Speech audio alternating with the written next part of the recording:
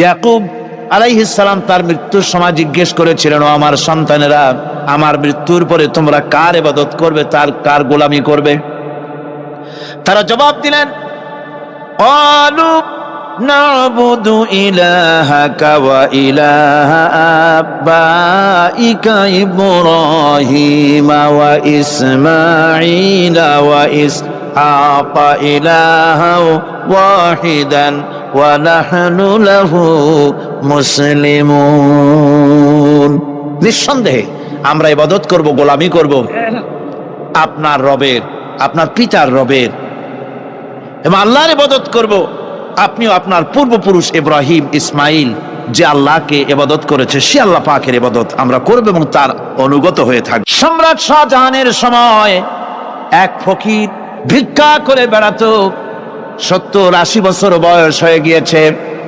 এক লোক বলছে, সারা জীবন তো তোমার ছোটবেলা থেকে ভিক্ষা করতে দেখলাম। সে বলল, মানুষে দেয় তো 2 পয়সা 1 পয়সা, ভিক্ষা ছাড়া করবোটা কি? লোকটি বলল, তোমার একটা পরামর্শ দেই, একদিন সম্রাটের কাছে গিয়ে যে দেখো, একবারে যা দেবে খাইয়া কুলাইতে পারবে না।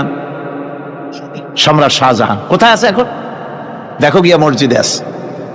লোকটি মসজিদের বাইরে গিয়ে দেখে সম্রাট একা হাত তুলে বসে আছে, চোখ থেকে পানি পড়তেছে দর দর করে, দাড়ি ভিজে জামায় পড়তেছে, বহুক্ষণ দাঁড়িয়ে আছে। এরপরে সম্রাট তার মুনাজাত শেষ করে বেরিয়ে আসছেন। ফকিরের সঙ্গে দেখা। ফকির বলল, আসসালামু আলাইকুম। তিনি বললেন, ওয়ালাইকুম আসসালাম ওয়া রাহমাতুল্লাহ। ফকির রওনা করেছে। বাদশা বলছে, তুমি তো একজন ভিক্ষুক মানুষ বলি মনে হয়, আমার কাছে তো কেউ কিছু না চাইয়া যায় না, তুমি যে কিছু না চেয়েই চলে যাচ্ছ। ভিক্ষুক বলছে, জাহাপানা, সত্যি কিছু চাইতে এসেছিলাম আপনার কাছে, কিন্তু আপনার অবস্থা দেখে আমার জ্ঞানের চোখ খুলে গেছে। আমি দেখতে পেলাম, আমি যে সম্রাটের কাছে ভিক্ষা চাইতে আসলাম, আমি তো শুধু তাকায় আছি, আমি তো কান্দি না, বরং আমি যার কাছে চাইতে এসেছি তিনি আমার চাইতে আরো নগণ্য ভিক্ষুকের মতো হয়ে কার কাছে যেন হাত পেতে চোখের পানি ফেলে কান্দে। মনে মনে ভাবলাম, সম্রাট কান্দে যে সম্রাটের কাছে, ওই আল্লাহ ছাড়া জীবনে কারো কাছে কিছু চাইব না। আল্লাহর কাছে চাওয়ার অভ্যাস করুন, তিনি দিতে পারেন, সবকিছু তার আছে। এই বিশ্বাস মনের ভিতরে জমাতে হবে, তাহলেই সত্যিকারের মুসলমান আমরা হব। আল্লাহ পাক সত্যিকারের গোলাম আমাদেরকে বানাবেন। আমরা বলি আমিন। জান্নাতের মধ্যে একটি প্রবাহমান ঝর্ণা আছে, আল্লাহর বান্দারা সেখান থেকে পান করতে পারবে। সেই ঝর্ণা থেকে তৃষ্ণা নিবারণ করবে এবং নিজেদের ইচ্ছে মতো তারা এই ঝর্ণার শাখা প্রশাখা নিজেদের এরিয়া পর্যন্ত নিয়ে যেতে পারবে। এমন একটা ঝর্ণা থাকবে যেখানে আল্লাহর বান্দারা, আল্লাহ পাক বলছেন, আইনাই ইয়াশরাবু বিহা ইবাদুল্লাহ, আল্লাহর বান্দারা, আল্লাহর গোলামেরা, সেখানে তাদের তৃষ্ণা মিটাবে এমন ঝর্ণা আছে। ওই ঝর্ণার কাছে যাওয়ার দরকার নাই, তাদের ইঙ্গিতে ইচ্ছা অনুযায়ী তাদের ঘরের দরজা পর্যন্ত যেখানে খুশি সেখানের শাখা প্রশাখা প্রবাহিত করে নিতে তারা সক্ষম হবে। মুমিন বান্দার গুনাহবলী বলতে গিয়ে, মুমিন বান্দার গুনাহবলী বর্ণনা করতে গিয়ে আল্লাহ রাব্বুল আলামিন বলেছেন, ওয়া ইবাদুর রাহমানিল্লাযীনা ইয়ামশুনা আলাল আরদি হাওনা। রহমানের বান্দা হলো তারা যারা জমিনের উপরে চলাফেরা করার সময় বিনয়ের সাথে চলাফেরা করে, তারা হচ্ছে রহমানের বান্দা। কার বান্দা? রহমানের বান্দা। আদর করে আল্লাহ বলছেন বান্দা, গোলাম। শয়তান নিজে অভিশপ্ত হওয়ার পর এর প্রতিশোধ নেওয়ার জন্য আল্লাহ পাকের দরবারে বলেছিল, আয় আল্লাহ, তোমার যেই বান্দাগুলির কারণে, তোমার যেই বান্দার কারণে আমার ইবাদতগুলি নষ্ট হয়ে গেল, আমি অভিশপ্ত হয়ে গেলাম, ওই বান্দাগুলিকে লোভ দেখিয়ে আমি যেমনে পারি সবগুলিকে আমি গোমরাহ করে দেব, পথভ্রষ্ট করে দেব। আল্লাহ পাকের জবাবে বললেন, ইন্না ইবাদি লাইসা লাকা আলাইহিম সুলতান ইল্লা মান ইত্তাবাকা মিনাল গাওয়িন। আমার বান্দাদের উপরে তোমার কোনো কর্তৃত্ব নাই। আমার বান্দা আদর করে আল্লাহ পাক বলছেন, আমার বান্দাদের উপরে তোমার কোনো কর্তৃত্ব নাই। তবে হ্যাঁ, যারা তোমার কথা মান্য করবে তারা অবশ্যই গোমরাহ হয়ে যাবে, পথভ্রষ্ট হয়ে যাবে। কিন্তু আমার সত্যিকারের বান্দা যারা, তাদের উপরে তুমি গোমরাহি, তাদেরকে তুমি পথভ্রষ্ট করতে পারবে না, তাদের উপরে তোমার কোনো কর্তৃত্ব নাই। ভাইরা আমার, হযরত ঈসা আলাইহিস সালামের ব্যাপারে, হযরত ঈসা আলাইহিস সালামকে খ্রিস্টানেরা তারা বলেছে, ওয়াকালাতিন নাসারাল মাসীহু ইবনুল্লাহ, মসিহ হচ্ছে কার ছেলে? নাউযুবিল্লাহ, বলেন সবাই নাউযুবিল্লাহ। তাকে যখন আল্লাহর ছেলে বলা হলো, আল্লাহর পুত্র বলা হলো, রব্বুল আলামিন তার জবাবে বললেন, ইন হুয়া ইল্লা আবদুন আনআমনা আলাইহি, তিনি তো একজন বান্দা, তিনি আমার বান্দা ছাড়া আর কিছুই নন, আমি তার প্রতি অনুগ্রহ করেছি। বান্দা, আমার বান্দা। আল্লাহ পাকের বান্দা হওয়ার ব্যাপারে কোন মানুষের লজ্জা থাকার কথা নয়। এমনকি আল্লাহ পাক ঈসা আলাইহিস সালাম সম্পর্কে বলছেন, লা ইয়াস্তানকিফাল মাসীহু আইয়াকুনা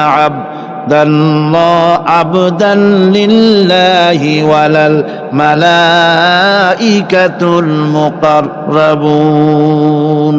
মসিহ আল্লাহর বান্দা, তাতে কখনো বিন্দু মাত্র লজ্জা তিনি পোষণ করেন নাই যে আমি আল্লাহর বান্দা, আল্লাহর গোলাম। এটা একটা কথা হইল? এরকম লজ্জা তিনি পোষণ করেনি। এমনকি তার নিকটবর্তী ফেরেশতা যারা, তারাও আল্লাহর বান্দা, গোলাম হওয়ার জন্য তাদের ভিতরে কোনো লজ্জা নাই। যারা নাকি আল্লাহর গোলাম, এই ব্যাপারে যাদের মধ্যে লজ্জার সৃষ্টি হয়, আল্লাহর গোলাম এটা কেমন কথা, বান্দা হওয়াটা কেমন কথা। যারা গোলামীকে অস্বীকার করে তাদের সম্পর্কে আল্লাহ পাক বলছেন, ওয়া মাইয়াস্তানকিফ আন ইবাদাতিহি ওয়া ইস্তাকবির ফাসায়াহশুরুহুম ইলাইহি জামিআ। কেউ যদি আল্লাহর বন্দেগী করার ব্যাপারে লজ্জা পোষণ করে, যদি লজ্জার কারণ মনে করে, অহংকার করে, গৌরব করে, তাহলে তারা পালাবে কোথায়, যাবে কোথায়? আমি কিয়ামতের দিন সবগুলিকে এক জায়গায় করে ফেলবো। সুতরাং আল্লাহ পাকের গোলামিতে আল্লাহ যে বান্দা বলে যখন ডাকেন, লজ্জার কোনো কারণ নাই। অহংকার যে করবে সে নিজেকে ধ্বংস করবে। আল্লাহ পাক সব নবীদেরকে নিজের বান্দা বলেছেন। নবীরা কি আল্লাহ পাকের বান্দা। হযরত ইউসুফ আলাইহিস সালাম সম্পর্কে আল্লাহ পাক বলছেন, কাযালিকা লিনাসরিফা আনহু আস-সুআ ওয়াল ফাহশা ইন্নাহু মিন ইবাদিনাল মুখলাসিন। এরূপই ঘটলো যাতে আমি ইউসুফ আলাইহিস সালামকে, আমার বান্দা, তাকে আমি নির্লজ্জতা ইত্যাদি থেকে আমি রক্ষা করেছি। নিশ্চয়ই হযরত ইউসুফ ছিল আল্লাহ পাকের বান্দা, আল্লাহ পাকের আব্দ। রাসূল করিম সাল্লাল্লাহু আলাইহি ওয়াসাল্লাম তিনি হচ্ছেন সর্বশ্রেষ্ঠ আল্লাহর পয়গম্বর। তার থেকে শ্রেষ্ঠ নবী আর কি কেউ আছে? জোরে বলেন, আছে? তার থেকে মাহবুব, তার থেকে শ্রেষ্ঠ আল্লাহর কাছে আর কেউ নাই। সেই নবীকে আল্লাহ রাব্বুল আলামিন কোরআনে কারীমের ভিতরে তাকে আব্দ বলেছেন। কি বলেছেন? অনেকগুলি আয়াত আছে যে আয়াতের ভিতরে আল্লাহ পাক তার নাম নেন নাই, নবী বলেন নাই, রাসূল বলেন নাই, শুধু বলেছেন আব্দ। যেমন ফাআওহা ইলা আবদিহি মা আওহা, অতঃপর তার বান্দার নিকট যা ওহী করার ছিল তা তিনি করলেন। সেই বান্দাকে মুহাম্মদ সাল্লাল্লাহু আলাইহি ওয়াসাল্লাম। অন্য আয়াতে আল্লাহ পাক বলছেন, وأنه لما قام عبد الله يدعوه كادوا يكونون عليه لبدا। আর এই আল্লাহর বান্দা যখন নামাজ পড়তে দাঁড়িয়ে গেল, আল্লাহকে ডাকার জন্য যখন দাঁড়ালো, তখন লোকেরা তার উপরে ঝাঁপিয়ে পড়ল। ঝাঁপিয়ে পড়ার জন্য প্রস্তুতি গ্রহণ করলো। এখানে আব বলা হয়েছে কাকে? মুহাম্মদ সাল্লাল্লাহু আলাইহি সাল্লামকে। এভাবে করে অন্য এক আয়াতে আল্লাহ পাক তার হাবিবকে আব বলছেন, বান্দা বলতেছেন, ইন কুনতুম ফি রাইবিম মিম্মা নাযালনা আলা আবদিনা, আমার বান্দার উপরে যে কিতাব নাজিল করেছি তাতে যদি তোমাদের কোনো সন্দেহ হয়, এই যে আমার বান্দার উপরে, ওই বান্দা কে বলেন সবাই? মুহাম্মদ রাসূলুল্লাহ সাল্লাল্লাহু আলাইহি ওয়াসাল্লাম। অন্য আয়াতে বলা হচ্ছে, তাবারাকাল্লাযী নাযালাল ফুরকানা আলা আবদিহি লিয়াকুনা লিল আলামিনা নাযীরা। অতীব বরকতপূর্ণ সেই মহান সত্তা যিনি তার বান্দার উপরে ফুরকান নাজিল করেছেন। কে সেই বান্দা? মুহাম্মদ সাল্লাল্লাহু আলাইহি ওয়াসাল্লাম। মেরাজের ঘটনা বলতে গিয়ে আল্লাহ রাব্বুল আলামিন বলতেছেন, সুবহানাল্লাযী আসরা বিআবদিহি লাইলাম মিনাল মাসজিদিল হারামি ইলাল মাসজিদিল আকসা। পবিত্র সেই মহান সত্তা যিনি তার বান্দাকে ইসরা করিয়েছেন। কে সেই বান্দা? মুহাম্মদ রাসূলুল্লাহ সাল্লাল্লাহু আলাইহি ওয়াসাল্লাম। সুতরাং আবদিয়াত, ইবাদত, গোলামি, এটা হচ্ছে মানুষের জীবনের সবচেয়ে বড় মর্যাদাকর খেতাব আল্লাহর পক্ষ থেকে আল্লাহর বান্দা হওয়া।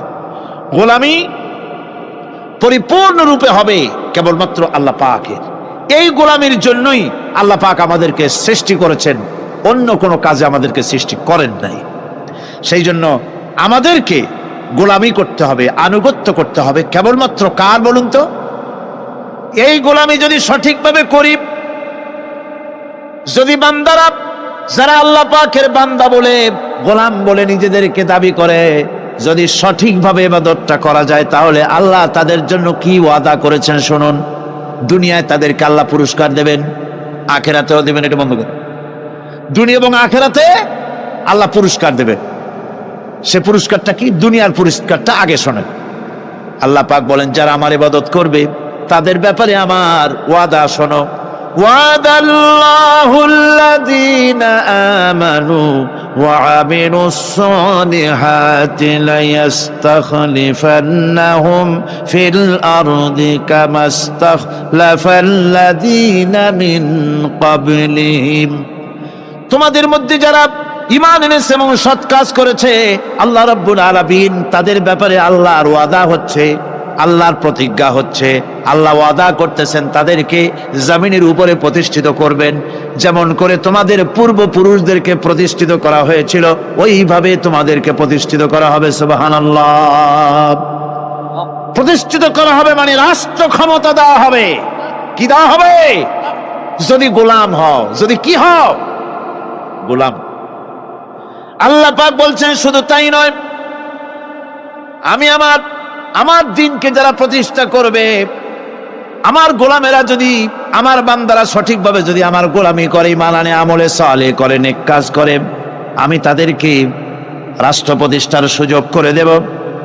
আর তাদের জন্য ভীতির পরিবর্তে, সন্ত্রাসের পরিবর্তে শান্তি কায়েম করে দেব। সুবহানাল্লাহ। وَلَيُمَكِّنَنَّ لَهُمْ دِينَهُمُ الَّذِي ارْتَضَىٰ لَهُمْ وَلَيُبَدِّلَنَّهُمْ مِنْ خَوْفِهِمْ أَمْنًا। তাদের দিনকে তারা নিজেদের জন্য যা পছন্দ করেছে, অবশ্যই তিনি তা কায়েম করে দিবেন, এবং সন্ত্রাস আর ভীতির পরিবর্তে আল্লাহ নিরাপত্তা দান করবেন। জোরে কোন সুবহানাল্লাহ। সন্ত্রাস বন্ধ হবে, চুরি, ডাকাতি, জেনা, ব্যভিচার সব বন্ধ হয়ে যাবে। তোমরা ক্ষমতায় থাকবে, তোমরা ডমিনেটেড হবে না, তোমরা ডমিনেট করবে, গোটা পৃথিবীকে শাসন করবে, শাসিত তোমরা হবে না। আর ভীতির পরিবর্তে নিরাপত্তা তোমরা লাভ করবে। কি করলে? ইয়াবুদুনানি লা ইউশরিকুনা বি শাইআ। সুতরাং তারা যেন আমার ইবাদত করে এবং আমার সঙ্গে যেন কাউকে শরীক না করে। আল্লাহ বলছেন, তোমরা যদি আমার সাথে শরীক না করো, ইবাদতের মধ্যে কাউকে যদি শরীক স্থাপন না করো, আর যদি তোমরা আমার ইবাদতটা সলিড ভাবে আমার জন্যই করো, তাহলে রাষ্ট্র ক্ষমতা তোমাদের হাতে আসবে, সন্ত্রাস নির্মূল হবে, শান্তি প্রতিষ্ঠিত হবে। এই হচ্ছে দুনিয়ার পুরস্কার। এটা কিসের পুরস্কার? আর আখিরাতের পুরস্কারের কথা বলা হচ্ছে ومن يطع الله ورسوله ويخشى الله ويتقه فأولئك هم الفائزون। যে ব্যক্তি আল্লাহ এবং রাসূলের আনুগত্য করেছে, আল্লাহকে ভয় করে চলেছে, তার গজব থেকে বেঁচে রয়েছে, সেই হচ্ছে সফল কাম। সফল কাম মানে কি? কিয়ামতের দিন আল্লাহ পাক তাদেরকে জান্নাত দান করবেন। আল্লাহ পাক তাদেরকে কিয়ামতে কি দিবেন? জান্নাত দিবেন, চিরস্থায়ী শান্তির জায়গা, সেই জান্নাত লাভ করা যাবে। আজ ইবাদতের এই যে গুরুত্বপূর্ণ ইবাদত, এই ইবাদতের ভুল অর্থ সমাজের ভিতরে ছড়িয়ে আছে। সাধারণ মানুষেও ভুল করেছে, অসাধারণ মানুষেরাও ইবাদতের ভুল অর্থ করে ভুলের মধ্যে নিমজ্জিত আছে বিরাট সংখ্যক লোকেরা। সাধারণ মুসলমানেরা তারা যে ভুলটা করলো ইবাদতের অর্থ করতে গিয়ে, সেটা হলো এই, সাধারণ লোকেরা মনে করলো কয়েকটা অনুষ্ঠানের নাম হচ্ছে ইবাদত, নামাজ, রোজা, হজ, যাকাত, সাদকা, ফিতরা, এর নাম হলো ইবাদত। অনুষ্ঠান শেষে তারা নিজেদেরকে স্বাধীন মনে করলো। তারা আল্লাহ পাকের প্রত্যেকটি আইনের ধারাকে লঙ্ঘন করলো। বছরে একবার রোজা রেখে, বছরে 1 মাস রোজা রেখে মনে করলো ইবাদত শেষ। 5 ওয়াক্ত নামাজ পড়ে মনে করলে ইবাদত শেষ। আমি প্রশ্ন করি, 5 ওয়াক্ত নামাজের নামই যদি হয় ইবাদত, 5 ওয়াক্ত নামাজের নামই ইবাদত, এটাই যদি হয়, তাহলে 5 ওয়াক্ত নামাজ পড়তে সময় লাগে কত? উজু টুজু করে বড় জোর 1-1.5 ঘন্টা সময় লাগে 5 ওয়াক্ত নামাজ পড়তে। তো এর নাম যদি হয় ইবাদত, তার অর্থ কি দাঁড়াবে? অর্থ দাঁড়াবে আপনি 24 ঘন্টার ভিতরে 1 থেকে 1.5 ঘন্টার জন্য আল্লাহর গোলাম, বাকি 22 ঘন্টার জন্য শয়তানের গোলাম হতে কেউ রাজি আছেন? রোজার নামই যদি হয় শুধু ইবাদত, তাহলে তার অর্থ দাঁড়াবে বছরের ভিতরে 1টা মাসের জন্য আপনি আল্লাহর গোলাম, আর 11 মাসের জন্য শয়তানের গোলাম হতে কেউ রাজি আছেন? তাহলে বিষয়টা কি? বিষয়টা হচ্ছে নামাজ, রোজা, হজ, যাকাতি শুধুমাত্র ইবাদত নয়, আনুষ্ঠানিক ইবাদত তো বটেই, কম্পালসারি ইবাদত তো বটেই, কিন্তু শুধুমাত্র নামাজ, রোজা, হজ, যাকাত ইবাদত শুধুমাত্র নয়, এগুলি হচ্ছে ইবাদতের পার্ট, ইবাদতের অংশ। বরং জীবনের সব ক্ষেত্রে আল্লাহর হুকুমকে মানার নামই হচ্ছে, ভাইরা আমার, একদিকে নামাজ রোজা করছে, অন্যদিকে আল্লাহর আইনের প্রতিটি ধারাকে লঙ্ঘন করে চলছে, মিথ্যা ওয়াদা করে, মিথ্যা কথা বলে, সুদ খায়, ঘুষ খায়, জেনা করে, এরপরে অন্যের হক নষ্ট করে, প্রতিবেশীর হক নষ্ট করে, হারাম মাল খায়, হকদারের হক নষ্ট করে, প্রতিবেশীর হক নষ্ট করে, জিন্দা মুর্দা মানুষকে নিজের জন্য শক্তিধর বলে মনে করে, 1 টুকরা রুটির জন্য অথবা 1 ফোঁটা 1 ঘটি পানির জন্য কাফেরের কাছে হাত পেতে দাঁড়ায় থাকে। এই যদি অবস্থা হয়, এটাই যদি হয় ঈমান, আর এটার নামে যদি ইবাদত হয়, তাহলে এই পৃথিবীর মুসলমানের আজ লাঞ্ছিত কেন? আল্লাহর ওয়াদা কি মিথ্যা? নাউযুবিল্লাহি মিন যালিক। আমাদের ইবাদত যদি ঠিক হয়, যদি সত্যিকারের ইবাদত যদি আমরা করে থাকি, তাহলে ক্ষমতায় ইমানদারেরা নাই কেন? বিশ্বজুড়ে মুসলমানেরা লাঞ্ছিত কেন? তাহলে বুঝতে হবে ইবাদতের মধ্যে বিরাট গরমিল করে ফেলেছি, ঠিক কিনা? লক্ষ্য করুন, যেই লোকটা হজ করতেছে, উমরা করতেছে, নামাজ পড়তেছে, মসজিদ মাদ্রাসায় চান্দা দিতেছে, ওই লোকটি আবার ব্যাংকের থেকে সুদের টাকা নিয়ে ব্যবসা চালাইতেছে।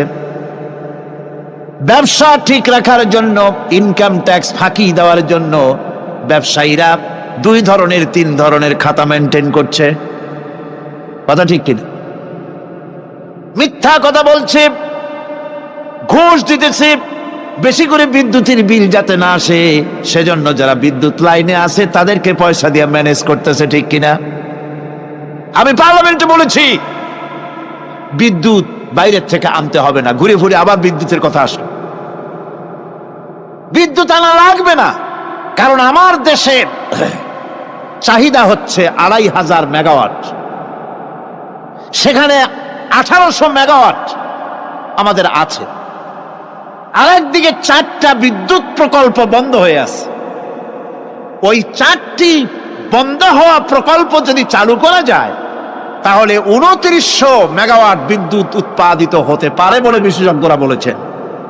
তাহলে আমাদের উদ্বৃত্ত 400 মেগাওয়াট থেকে যাবে। এইটাকে বাইরের থেকে আনার কোনো দরকার নাই। বিদ্যুতের অপচয় বন্ধ করুন, বিদ্যুতের চুরি বন্ধ করেন। মিল কল কারখানা যাদের আছে লক্ষ লক্ষ টাকা বিদ্যুৎ বিল হয়, কিন্তু লাইনম্যানদের সঙ্গে ম্যানেজ করে গভর্নমেন্টকে ফাঁকি দেওয়া হচ্ছে। ঠিক কিনা গম? তোমার নামাজের দাম কি? তোমার হজের 4 পয়সা দাম নাই। তুমি রাষ্ট্রকে ফাঁকি দিয়েছ, তুমি জনগণকে ফাঁকি দিয়েছ, তুমি দেশের শত্রু। টেলিফোনের বিল হাজার হাজার টাকা, লাখ টাকার বেশি বিল হয়, লাইনম্যানের সঙ্গে ম্যানেজ করে 500, 700, 2000 টাকা দিয়ে সারিয়ে দেয়। ঠিক কিনা? এরা জাতির শত্রু, দেশের শত্রু। এদেরকে ফায়ারিং স্কোয়াডে নিয়ে ক্রাশ ফায়ার করে উড়ায় দেওয়া উচিত। এরা দেশের দুশ্মন। আজ সিস্টেম লসের নাম দিয়া বিদ্যুৎ চুরির আরেক ব্যবস্থা করা হয়েছে। সিস্টেম লস করে ওনারা নিজেরা, আর এর ভোগান্তি জনগণকে করতে হয়। কসাইয়ের মতো ছুরি দিয়া জবাও করে জনগণের কাছ থেকে সিস্টেম লসের চার্জ আদায় করা হয়। আমি পার্লামেন্টে বলেছি, মাননীয় স্পিকার, সিস্টেম লস এই নামটা উঠায় দেন, এই প্রথা বন্ধ করে দিন। বিদ্যুৎ ধার করা লাগবে না। আল্লাহ আমাদের দেশে যথেষ্ট দিছে, কোনো জিনিসের অভাব নাই। এখানে গ্যাস আছে, তেল আছে, বিদ্যুৎ আছে, পাট আছে, চা আছে, নাই কি? অন্তত 8.5 কোটি টাকার কাগজ গুদামের মধ্যে বন্দী হয়ে আছে। ভারতকে ক্ষতি করার জন্য সে দেশ থেকে কাগজ এনে খবরের কাগজ ছাপানো হচ্ছে, আর 8.5 কোটি টাকার কাগজ নষ্ট হয়ে যাচ্ছে, আমার দেশের কাগজ। সুতরাং বলতেছিলাম একথাই বলতেছিলাম যে ইমান আল্লাহর গোলাম হতে হলে ভুল করে বসেছি ইবাদতের অর্থ করতে। শুধু নামাজ, রোজা, হজ, যাকাত, মাজারে কিছু চান্দা দেওয়া, আগরবাতি, মোমবাতি, চাদর একটা দিয়া, পীর সাহেবরে 10,000 টাকা চান্দা দিয়া, মোছে তেল মাইখা দাঁত বাইর করে হাসেন। বেহেশতে তো গেছি, আর দেরি কত?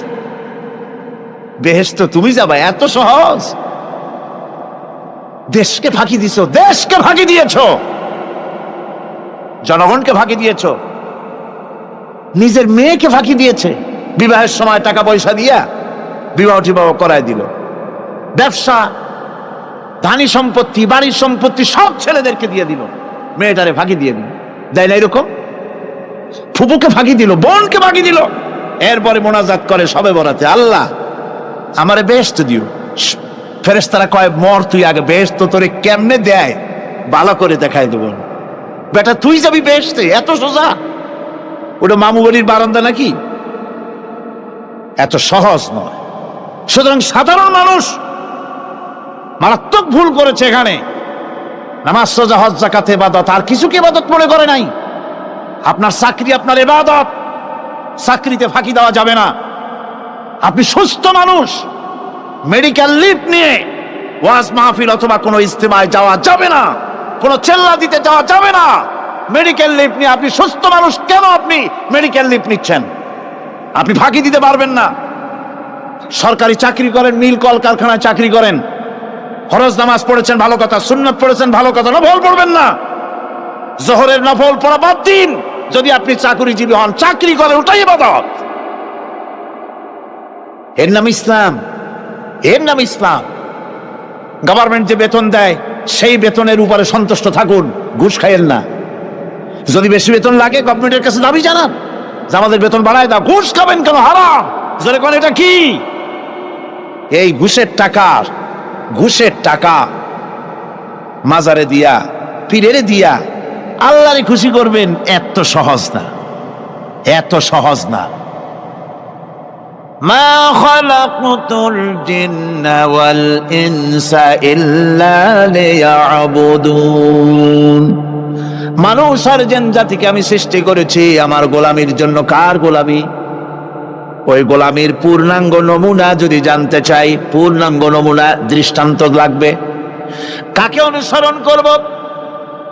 পূর্ণাঙ্গ ইবাদতের, আল্লাহর গোলামীর পূর্ণাঙ্গ নমুনার জন্য কোরআনে কারিমে দৃষ্টান্ত সেট করা হয়েছে। হযরত ইব্রাহিম আলাইহিস সালামের আল্লাহ পাক বলেন, ইয ক্বালা লাহু রাব্বুহু আসলিম ক্বালা আসলামতু লিরাব্বিল আলামিন। তার অবস্থা এই ছিল, কার? ইব্রাহিম আলাইহিস সালামের। তার অবস্থা এই ছিল যে তার রব যখন তাকে বললেন আনুগত্যের মস্তককে অবনত করে দাও, তিনি বললেন আমি আমার বিশ্বপালকের সামনে মাথাটা নত করে দিলাম। সুবহানাল্লাহ, কোন শর্ত ছাড়াই মাথা নিচু করে দিলাম। এই পন্থায়, তিনি যে পন্থাটা অবলম্বন করেছিলেন, এই পন্থায় চলার জন্য তার সন্তানদেরকেও তিনি হুকুম করেছিলেন। ووصى بها إبراهيم ببنيه ويعقوب يا بني إن الله اصطفى لكم الدين فلا تموتن إلا وأنتم مسلمون। ইয়াকুব এবং ইব্রাহিম আলাইহিস সালাম তার সন্তানদেরকে এই উপদেশ দিয়েছিলেন যে তিনি বলেছিলেন, হে আমার সন্তানেরা, আল্লাহ ছাড়া তোমাদের জন্য আল্লাহ পাক এই দ্বীনকে মনোনীত করেছেন। আল্লাহ পাকের আনুগত্য করবে, তার দ্বীনের প্রতি সারেন্ডার করবে। আর খবরদার মুসলমান না হয়ে যেন তোমরা মরে যেও না। মৃত্যু মুসলমান অবস্থায় থাকবে, অর্থাৎ মৃত্যু পর্যন্ত থাকবে কি অবস্থায়? মুসলমান অবস্থায়। أم كنتم شهداء إذ حضر يعقوب الموت إذ قال لبنيه ما تعبدون من بعدي। ইয়াকুব আলাইহিস সালাম তার মৃত্যুর সময় জিজ্ঞেস করেছিলেন, ও আমার সন্তানেরা, আমার মৃত্যুর পরে তোমরা কার ইবাদত করবে, কার গোলামি করবে?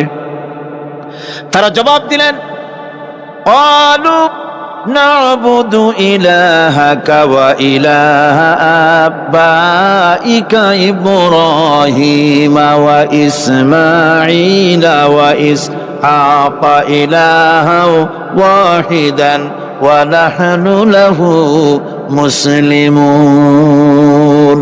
নিঃসন্দেহে আমরা ইবাদত করব, গোলামি করব আপনার রবের, আপনার পিতার রবের, এবং আল্লাহর ইবাদত করব।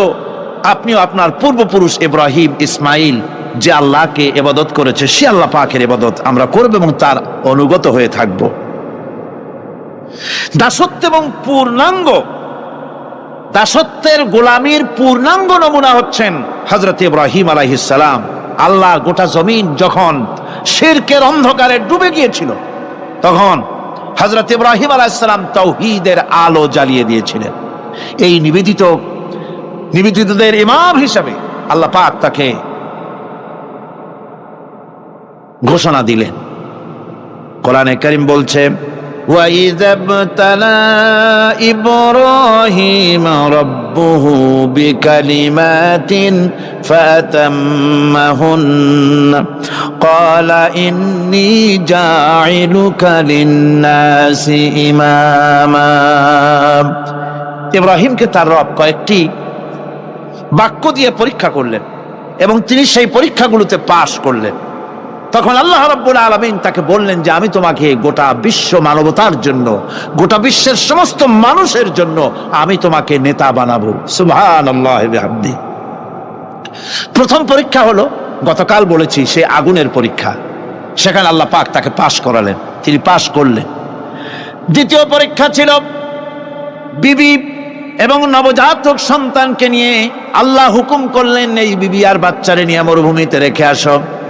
মরুভূমিতে যেখানে ঘর নাই, বাড়ি নাই, সেই জায়গায় বিবি এবং বাচ্চাকে রেখে যাওয়ার সময় তিনি বললেন, রব্বানা ইন্নী আসকানতু মিন যুররিয়াতি বিওয়াদিন গায়রি যী যারইন ইনদা বাইতিকাল মুহাররাম।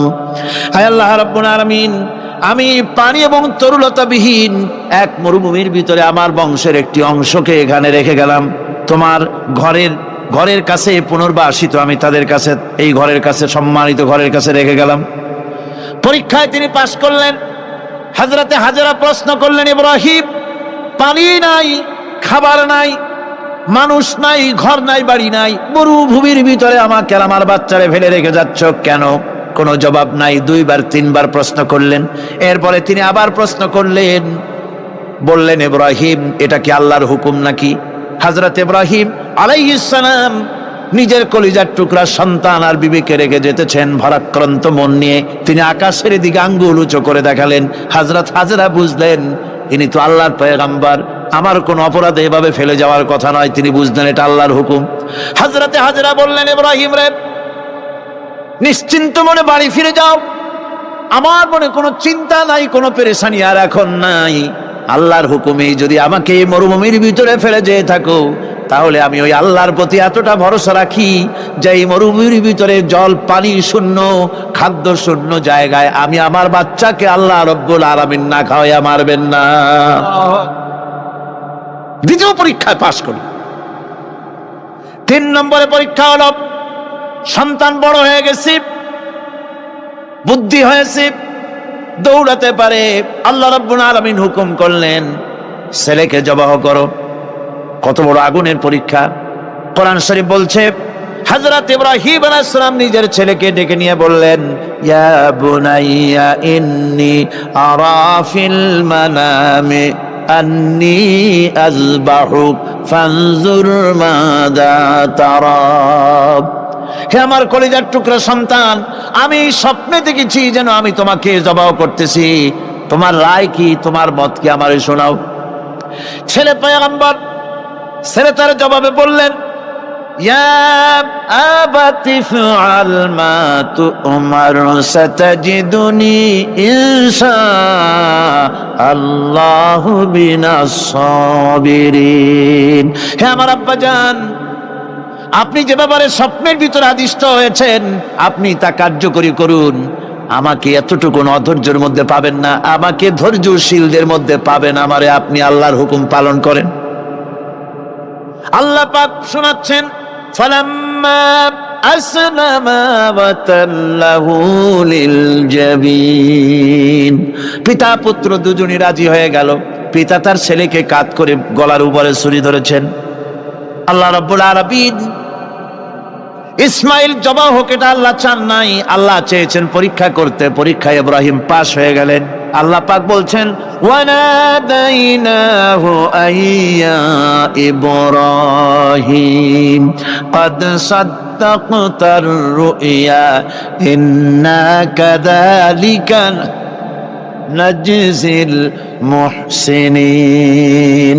আমি ইব্রাহিমকে ডেকে বললাম, ইব্রাহিম, তুমি তোমার স্বপ্নকে বাস্তবে রূপ দিয়েছো, আর এভাবেই করি আমি মুহসিনিনদেরকে পুরস্কৃত করে থাকি। আল্লাহ পাক খুশি হলেন।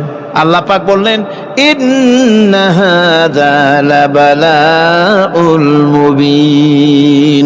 নিঃসন্দেহে এটি একটি বিরাট পরীক্ষা ছিল। ঠিক কি না গণ? আল্লাহ নিজে বলছেন এটা একটি বিরাট পরীক্ষা, আজিম ইমতিহান। সে ইমতিহানে তিনি পাশ করলেন। পরীক্ষায় উত্তীর্ণ হওয়ার জন্য রব্বুল আলামিন পুরস্কার দিয়া দিলেন। আল্লাহ পাক বললেন, সালামুন আলা ইব্রাহিম। পড়েন সবাই, সালামুন আলা ইব্রাহিম। ইব্রাহিমের প্রতি আল্লাহ পাক বললেন, ইব্রাহিমের প্রতি সালাম রইল। সুবহানাল্লাহি ওয়া বিহামদিহি। ইবাদত এর আনুগত্যের এই উৎকৃষ্ট দৃষ্টান্ত স্থাপনের পর আল্লাহ পাক তার গোটা বিশ্বের মুসলমানদেরকে কিয়ামত পর্যন্ত ইব্রাহিম আলাইহিস সালামকে জাতির পিতা বানায়া দিলেন। সুবহানাল্লাহ। কইতে ইচ্ছা করে না? এরকমের পরীক্ষা কোন পিতারা দিতে পারছে নাকি? গোটা বিশ্বের সমস্ত মানব মণ্ডলীর জন্য আল্লাহ পাক ইব্রাহিম আলাইহিস সালামকে কিয়ামত পর্যন্ত জাতির পিতা হিসাবে ঘোষণা করেছেন। সুবহানাল্লাহ। মিল্লাতা আবিকুম ইব্রাহিম হুয়া সাম্মাকুমুল মুসলিমিন। তোমরা তোমাদের পিতা ইব্রাহিমের মিল্লাতের উপর প্রতিষ্ঠিত হও। আল্লাহ পাক বলছেন, তোমাদের পিতা ইব্রাহিমের মিল্লাতের উপর প্রতিষ্ঠিত হও। আর আল্লাহ তোমাদের নাম রেখেছে মুসলমান, তোমরা হচ্ছে মুসলমান। আমাদের পরিচয়, ওই যে পরিচয়ের কথা আগে হয়ে গেছে, আমাদের পরিচয় আমরা মুসলমান। আমাদের পরিচয় কি? মুসলমান, এটা প্রথম পরিচয়। ইবাদতের পূর্ণাঙ্গ মাপকাঠি হিসেবে আল্লাহ পাক হযরত ইব্রাহিম আলাইহিস সালামকে দুনিয়াবাসীর সামনে পেশ করেছেন।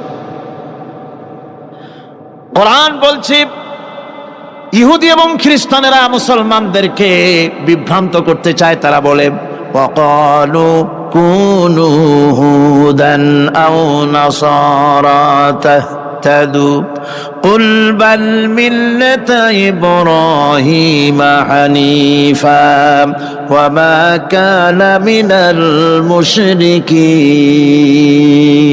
ইহুদিরা বলে ইহুদি হও তবেই তোমরা সঠিক পথ পাবা, খ্রিস্টানের বলে খ্রিস্টান হও তবেই তোমরা সঠিক পথ প্রাপ্ত হবে।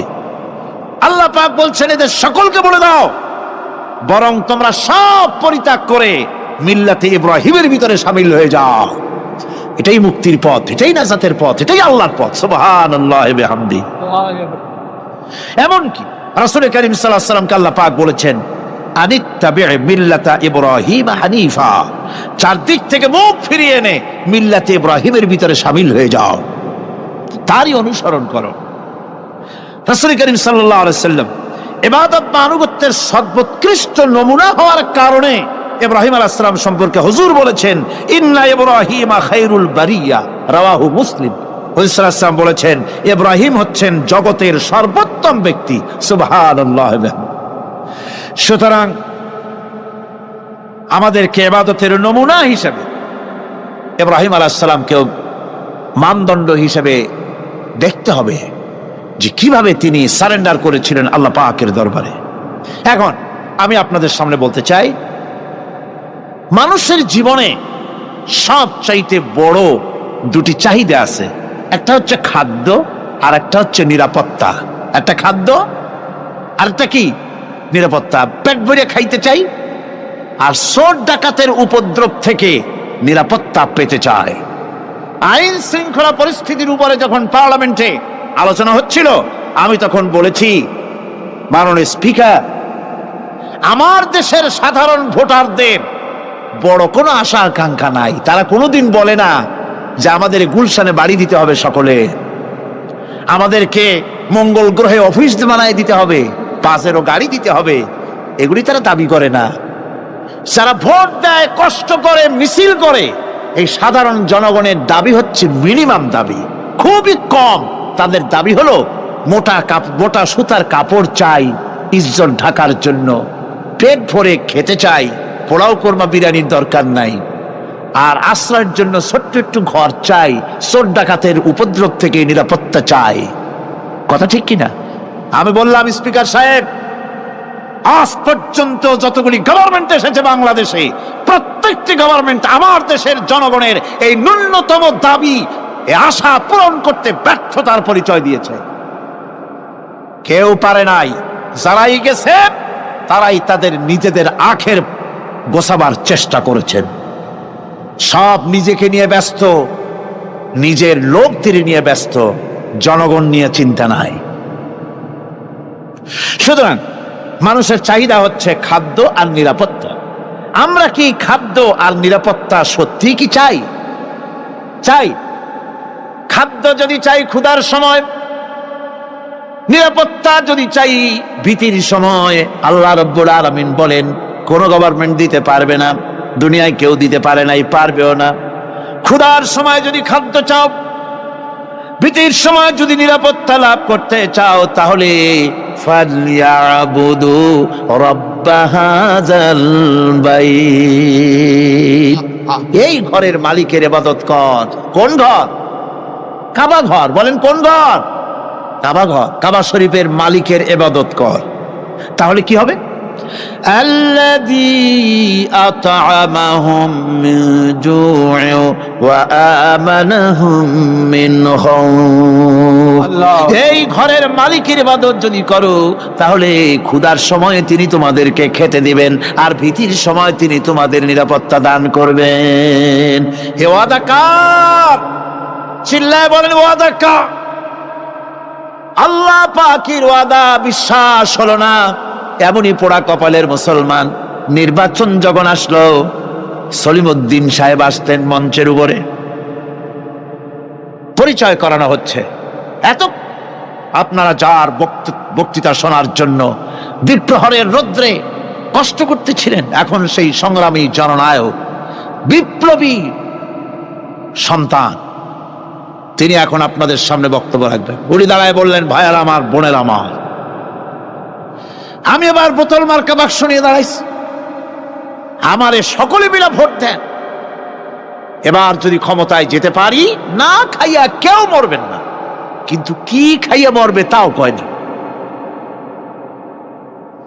মানুষেরা এই কথাগুলি বিশ্বাস করলার সমানে ভোট দিল। হায় রে কপাল!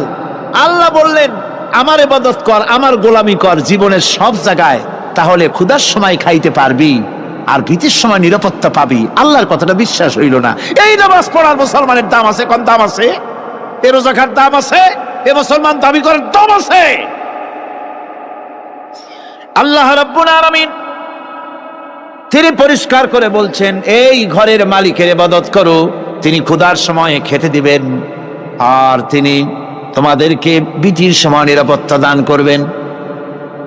চাউলের অভাব হবে না, পাটের অভাব হবে না, খাদ্যের অভাব হবে না, কারণ দুটি জিনিস যদি তোমরা করতে পারো, খাবারের অভাব হবে না।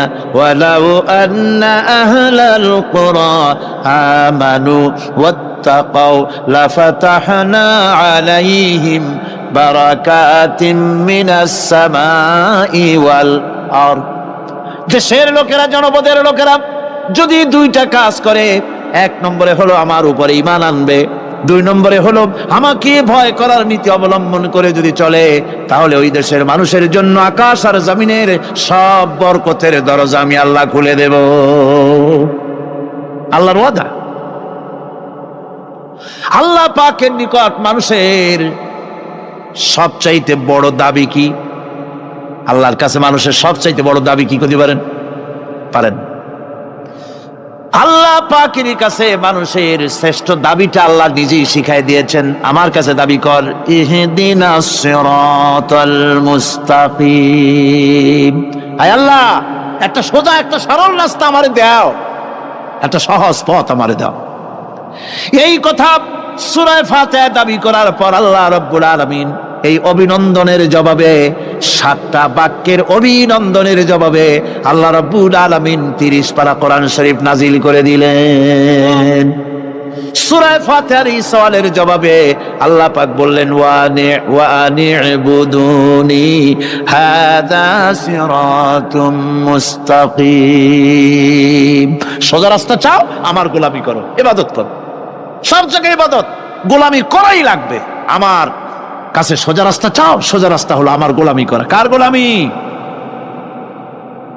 বেহেশতে যেতে চান? আমি আস্তে গেলাম বলে আপনারও আস্তে জবাব দিলেন। বেহেশতে যেতে চান? সুবহানাল্লাহ। এমন কোন মানুষ আছে নাকি যে বেহেশতে যেতে চায় না? মদ খোর যাইতে চায়।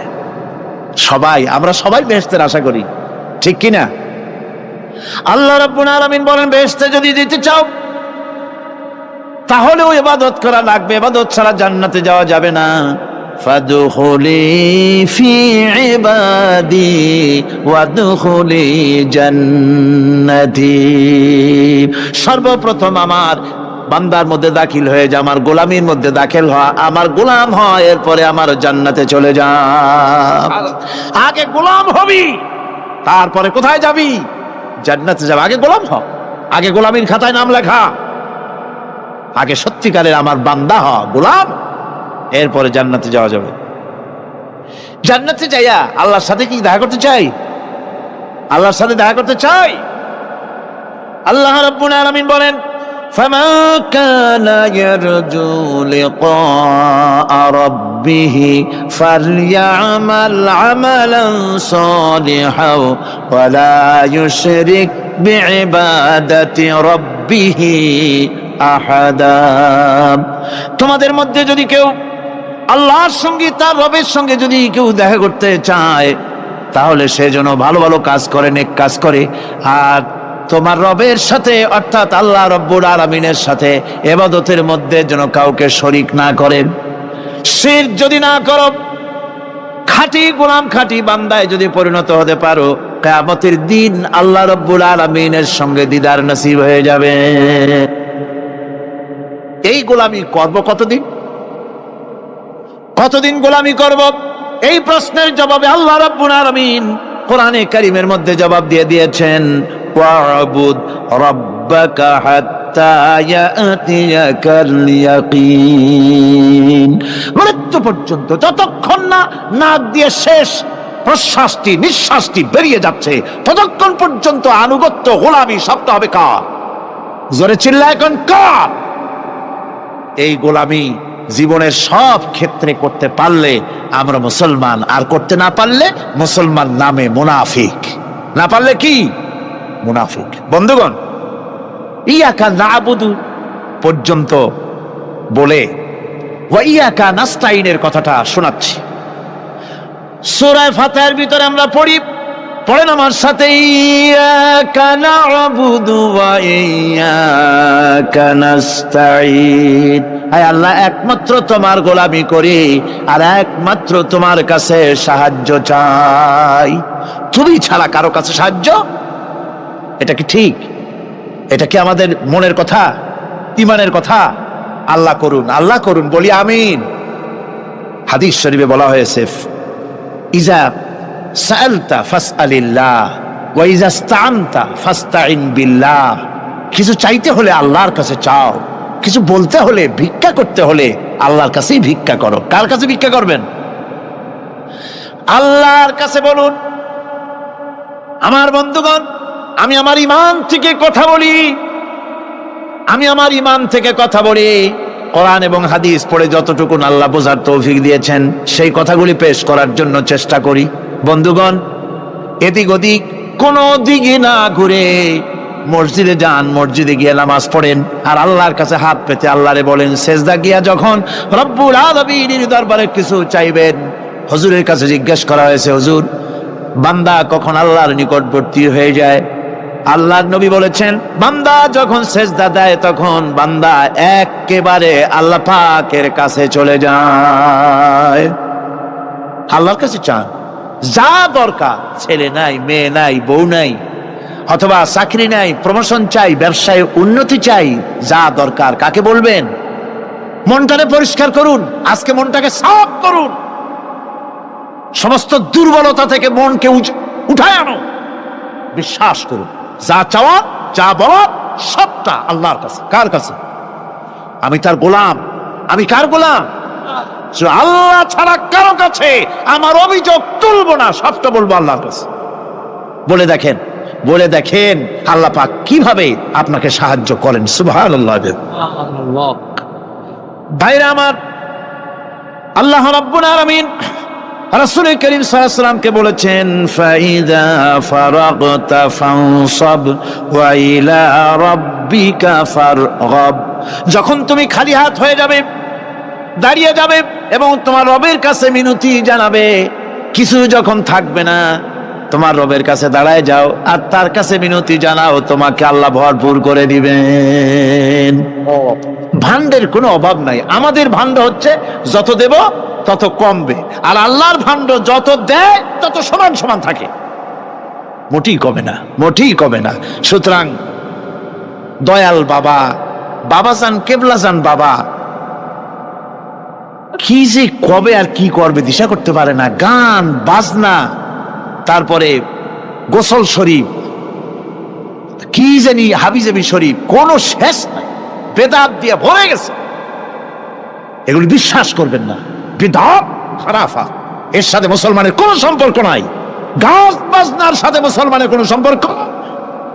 হাতে কতগুলো ঢোল নিয়ে তারপরে মাজারের কাছে গিয়ে ঢোল বাজায়, কবরের কাছে, মাথায় কতগুলো চুল, দাঁতে ময়লা, মোষগুলা ঠোঁট দুইটা ঢাইকিয়া দাড়ির কাছে এসে পড়ছে। হায় হায় রে, এই রকমের মোষ আমি মাঝে মধ্যে চিন্তা করি যে দই খায় কেমনে এরা। গাঁজা মদ খাইয়া এগুলো মাজার মধ্যে গিয়ে পড়ে থাকে, আর কি জানি আছে ওইটারে ঘষে এলো আর বলে মদিনা যাব কেমনে, মদিনা যাব কেমন। তুই মদিনা যাবি কেমনে? মদ খেয়ে গাঁজা খেয়ে তুই যাবি মদিনায়, একটা কথা হইল? তোর নাপাক কদম আল্লাহ পাকের আরদে মুকাদ্দাসে উঠতে পারে না। বদকার, জেনাকার, শারাবি, কাবাবি, আল্লাহ পাকের নাফরমান। কতগুলা শালু কাপড় গায়ে দিয়া, মাথায় কতগুলা চুল রাখিয়া, তারপরে গ্রামের নামে শরীফ। আশ্চর্য কথা, এই গ্রামের নাম শরীফ, ওই গ্রামের নামের মাথায় গিয়া শরীফ। শরীফ তো মক্কা শরীফ, মদিনা শরীফ, কোরআন শরীফ, হাদিস শরীফ। আর শরীফের দরকার নাই। শরীফের জাত মারছে গ্রামে গ্রামে শরীফ লাগাইয়া। কর্ণফুলী শরীফ, চন্দ্রকোনা শরীফ। আশ্চর্য কথা। শরীফ শব্দটা টেস্ট থাকা উচিত, ঠিক কিনা কন? আপনাদেরকে সতর্ক হতে হবে। আনুগত্য এবং গোলামি সকল ব্যাপারে আল্লাহ পাকের করতে হবে। চাইতে হবে কার কাছে? আল্লাহর কাছে। আমার এই কথা আপনাদের মনে আছে কিনা জানি না। সম্রাট শাহজাহানের সময় এক ফকির, এক ভিক্ষুক ভিক্ষা করে বেড়াতো। 70-80 বছর বয়স হয়ে গিয়েছে। এক লোক বলছে, সারা জীবন তো তোমার ছোটবেলা থেকে ভিক্ষা করতে দেখলাম। সে বলল, মানুষে দেয় তো 2 পয়সা, 1 পয়সা, ভিক্ষা ছাড়া করবোটা কি? লোকটি বলল, তোমার একটা পরামর্শ দেই। একদিন সম্রাটের কাছে গিয়ে যেয়ে দেখো, একবারে যা দেবে খাইয়া কুলাইতে পারবে না। সম্রাট শাহজাহান কোথায় আছে এখন? দেখো গিয়া মসজিদে আছে। লোকটি মসজিদের বাইরে গিয়ে দেখে সম্রাট একা হাত তুলে বসে আছে। চোখ থেকে পানি পড়তেছে দর দর করে, দাড়ি ভিজে জামায় পড়তেছে। বহুক্ষণ দাঁড়িয়ে আছে। এরপরে সম্রাট তার মুনাজাত শেষ করে বেরিয়ে আসছেন। ফকিরের সঙ্গে দেখা। ফকির বলল, আসসালামু আলাইকুম। তিনি বললেন, ওয়ালাইকুম আসসালাম ওয়া রাহমাতুল্লাহ। ফকির রওনা করেছে। বাদশা বলছে, তুমি তো একজন ভিক্ষুক মানুষ বলি মনে হয়, আমার কাছে তো কেউ কিছু না চাইয়া যায় না, তুমি যে কিছু না চেয়েই চলে যাচ্ছ। ভিক্ষুক বলছে, জাহাপানা, সত্যি কিছু চাইতে এসেছিলাম আপনার কাছে, কিন্তু আপনার অবস্থা দেখে আমার জ্ঞানের চোখ খুলে গেছে। আমি দেখতে পেলাম, আমি যে সম্রাটের কাছে ভিক্ষা চাইতে আসলাম, আমি তো শুধু তাকায় আছি, আমি তো কান্দি না।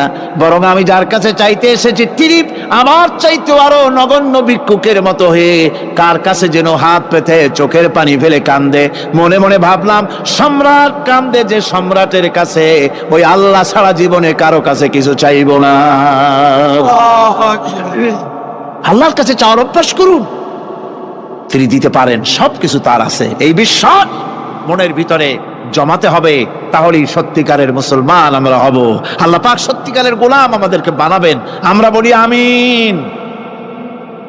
আজকে আমি বেশি কথা বলবো না, কারণ আজকে হলো পবিত্র এক রাত। অনেকে রোজা রেখেছেন, আবার সারা রাত অনেকে ইবাদত করবেন।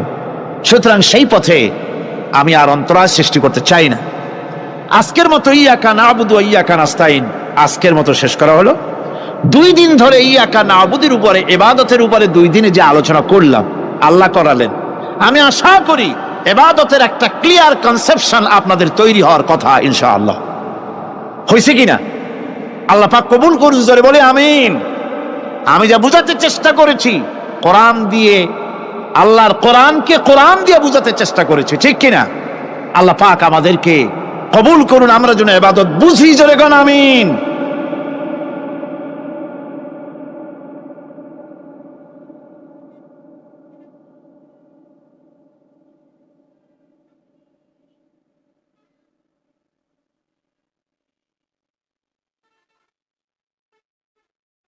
আবু আইয়ুব আনসারীর ঘরের সামনে গিয়ে ওঠ দাঁড়িয়ে গেল। আপনারা আছেন আমার সাথে? আবু আইয়ুব আনসারী আল্লাহর নবীর আসবাবপত্র সব ঘরে নিয়ে গেলেন। রসুল মদিনাতে এসেছে, একটা বাড়িতে অবস্থান করতেছে। সংবাদ সারা মদিনায় ছড়িয়ে পড়ল। দলে দলে লোকজন রসুলের সঙ্গে সাক্ষাৎ করতে আসলো। এদের ভিতরে অমুসলিমও ছিল, মুশরিক ছিল, ইহুদি ছিল, খ্রিস্টান ছিল। ইহুদিদের একটা দল, ওই কমিউনিটির ইহুদিদের ভিতরে সবচেয়ে বড় যিনি আলেম ছিলেন, জ্ঞানী ছিলেন, বড় নেতা ছিলেন, নাম ছিল আব্দুল্লাহ ইবনে সালাম। কি নাম? যুবকরা কথা বলতেছে না। কি নাম? আব্দুল ইবনে সালাম রাসূলের সঙ্গে সাক্ষাৎ করলেন, আপাদমস্তক দেখলেন, চেহারার দিকে তাকিয়ে বললেন, মুহাম্মদ সাল্লাল্লাহু, আমি ইহুদিদের নেতা, আমার আদেশে হাজার হাজার ইহুদি অনুসরণ করে।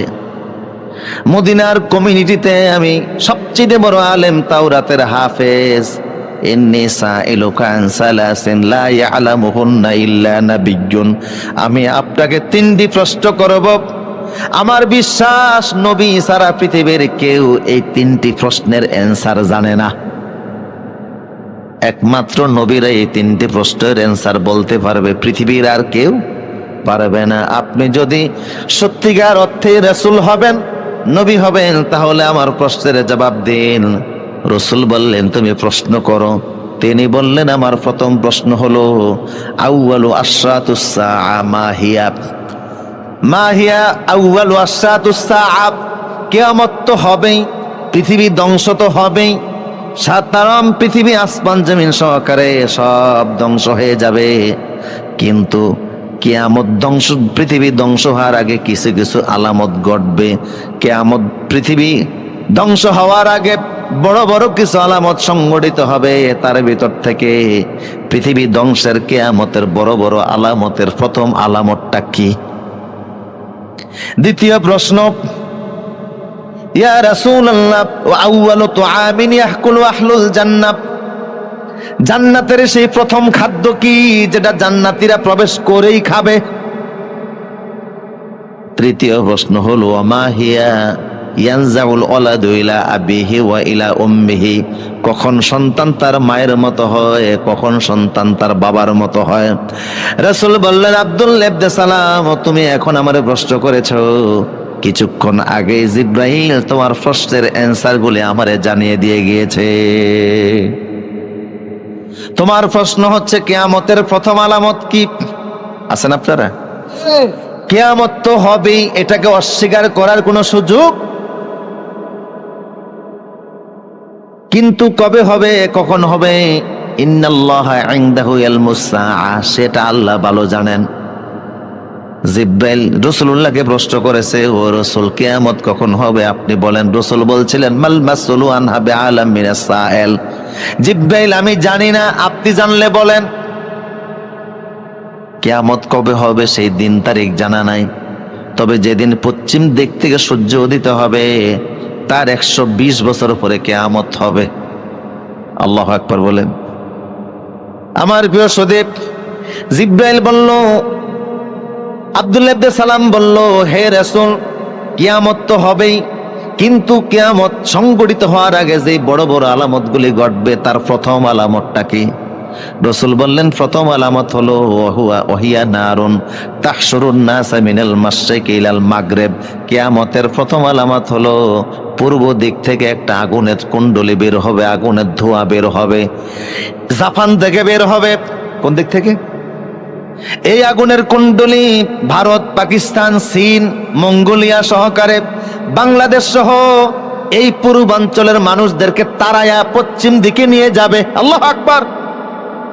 এমন এক আগুন পূর্ব দিক থেকে আল্লাহ বের করে দিবেন, যে আগুনকে নিবানোর মতো ক্ষমতা পৃথিবীর কারো থাকবে না। এখন তো নিমতলিতে আগুন লাগলে বন্ধ করা সম্ভব, পানি ডাললে আগুন নিভে যায়, লঞ্চের মধ্যে আগুন লাগলে সেটাও নিবানো সম্ভব, বিমানের মধ্যে আগুন লাগলেও নিবানো সম্ভব। কিন্তু কিয়ামতের প্রথম আলামত হিসেবে যে আগুনটা আল্লাহ পূর্ব দিক থেকে বের করে দিবেন, ওই আগুনকে নিবানোর মতো ক্ষমতা পৃথিবীর কোনো ফায়ার সার্ভিসের নাই। এটা প্রথম আলামত। বুঝতেছেন কথা? তুমি প্রশ্ন করেছো, আউয়ালু তুআমিন ইয়াকুলু আহলুল জান্নাহ? জান্নাতি লোকেরা যখন জান্নাতে যাবে, তখন জান্নাতে তো খাবারের কোনো অভাব নাই, ঠিক কিনা? আদমকে আল্লাহ বলছিলেন, ওয়াকুলা মিনহা রাগাদান, আদম যা খুশি তা খাও, যত ইচ্ছা তত খাও, কারণ বেশি খাওয়ার জায়গা হলো জান্নাত, কম খাওয়ার জায়গা হলো দুনিয়া। সুবহানাল্লাহ বলবেন না? আর আমরা এখন মনে করি না বেশি খাওয়ার জায়গাটাই দুনিয়া, তাই ইচ্ছা মতো খায়, নিজেরটাও খায়, পরেরটাও খায়। খাওয়ার জন্য এত খাওয়া খায়, দেশের ব্যাংকে জায়গা হয় না, তাই বিদেশের ব্যাংকও টাকা পাঠায়। কথা বলেন ঠিক কি না? এমন খাওয়া খায়, সব খাওয়ারে হিসাব নিবেন কে? হাসিবু কাবলা আন তুহাসিবু, আমি আল্লাহ ধরার আগে নিজেদেরকে একটু হিসাব করো, হিসাব কিন্তু হবে। কথা বলেন ঠিক কিনা? তো জান্নাত হচ্ছে বেশি খাওয়ার জায়গা, ঠিক কিনা বলেন? আর দুনিয়াতে আপনি যত খাবারই খান, স্বাদ পাবেন মাত্র 6 প্রকার। 6 প্রকারের বাইরে পৃথিবীতে কোনো স্বাদ নাই। আমি একবার দুবাইতে বুফের খানা খেলাম, প্রায় 100 প্রকারের আইটেম আমার সামনে দিছে। তা আপনি আর কয়টা খাবেন? যত খাবার খান স্বাদ 6 প্রকার, টক, ঝাল, মিষ্টি, ন্যানো, তেতো, পানসা। এই 6-এর বাইরে কোনো স্বাদ দুনিয়াতে আপনি পাবেন না, হাজারো প্রকার খাবার খেলেও। কিন্তু আল্লাহ বলছেন, আলাম নাজআল্লাহু আইনাইন ওয়া লিসানান ওয়া শাফাতাইন, তোমাদেরকে আমি আল্লাহ টেস্টিং বাট জিহ্বা দিয়েছি। এই জিহ্বার মধ্যে স্বাদ দেওয়ার জন্য 10,000 সেল আছে। দুনিয়াতে পাইলেন মাত্র 6 প্রকার, বাকি যত স্বাদ আছে 9,994 প্রকার স্বাদ আল্লাহ জান্নাতে দান করে দিবে। আমরা বেশি খাই অবশ্য নিজের বাড়িতে না, আরেকজনের বাড়িতে, ঠিক কিনা বলেন? কম খাবেন, বরকত আছে না নাই? এক জায়গায় মেজবানির আয়োজন হয়েছে, গৃহকর্তা আসছে আমেরিকা থেকে, গরু লাগে গ্রামবাসীর 5টা, উনি জবাই করছে 10টা। এর মধ্যে 2 গ্রামের মানুষ আমন্ত্রিত, 1 গ্রামের লোকেরা রাগ করে আসে নাই। উনি বললেন, ঠিক আছে, বাকি গ্রামে যারা আছে ইচ্ছা মতো খাও। এরা দেখলো ফলাও খেয়াল লাভ কি, শুধু গোস্ত। এক লোক এমন খাওয়া খাইছে, এখন দম ছাড়তে পারে না, নাকের আগা দিয়া দম আসে আর যায়। ও সিতুয়া শুয়া উপরের দিকে মুখটারে কাট করে দিয়া আজরাইলে ডাকতে আছে। পরিস্থিতি বড় জঘন্য, যে কোনো সময় লাশ হইতে পারে। লোকজন বলল, জমিদার সাহেব আপনি যে আয়োজন করছেন, এত সম্মানের চাইতে আরো তো বেজ্জি দেওয়ার সম্ভাবনা বেশি। এই লোক যদি এখন মারা যায়, পত্র পত্রিকায় ফেসবুকে আপনার বিরুদ্ধে কথা উঠবে, তাড়াতাড়ি এরে সুস্থ করেন। উনি ডাক্তার ডেকে আনলেন, ডাক্তার ও চেহারা দেখা কয় বুঝতে পারছে একটু বেশি খাইছে আর কি, সমস্যা নাই, মাত্র 5 মিনিটের কাজ। আমি একটা ট্যাবলেট বানাইছি, তুমি যদি এটা গিলে ফেলো 5 মিনিটের মধ্যে ফ্যাট ক্লিয়ার হয়ে যাবে। উনি কয়, ডাক্তার আমাদের কোনো আক্কল আছে? এত বড় ট্যাবলেটটা খাইতে ফেললে আমি তো গোশত আরেক টুকরা খাইতাম। হযরতে ওমর মদিনাতে একজন ডাক্তার গিয়েছিল, মিশরের বাদশা মুকাউকাস মদিনাতে ডাক্তার পাঠাইছে মদিনার মুসলমানদের চিকিৎসার জন্য। 6 মাস চেম্বার খুলে ডাক্তার বসেছিল, কোনো রুগী তালাশ করে পায় নাই। ওমরকে বলল, ওমর তোমাদের মদিনার মুসলমানরা কেউ অসুস্থ হয় না? ওমর বলল, শোনো, আমরা সেই জাতি যারা রসুলের সুন্নত তরিকায় খাবার খাই। লা নাকুলু হাত্তা নাজুয়া, আমরা খিদা না লাগলে খাই না, আবার খিদা থাকতে থাকতে খাবার পরিহার করি। রসুলের সুন্নত অনুযায়ী খাবার খেলে কঠিন রোগে আক্রান্ত হওয়ার কোনো সম্ভাবনা নাই। আমার প্রিয় সদে, কষ্ট হচ্ছে নাকি আপনাদের? আব্দুল্লাহ ইবনে সালাম, তুমি প্রশ্ন করেছো জান্নাতীদের প্রথম খাদ্য কি হবে? জান্নাতেতে কোনো খাবারের অভাব নাই, কিছু খাবার হবে ও উতুবি মুতাশাবিহা, দুনিয়ার খাবারের মতো কিছু খাবার থাকবে, দেখলে চিনা যাবে এটা দুনিয়াতেও খাইছি। আবার কিছু খাবার থাকবে মালা আইনুন রাআত ওয়ালা উযুনুন সামিআত ওয়ালা খাতারা আলা কালবি বাশার, চোখেও দেখো নাই, এমন হাজারো আইটেম জান্নাতে আছে না নাই? কিন্তু সর্বপ্রথম যে খাবারটা আল্লাহ জান্নাতীদের মুখের সামনে তুলে ধরবেন সেটা হলো কাবাতি হুত।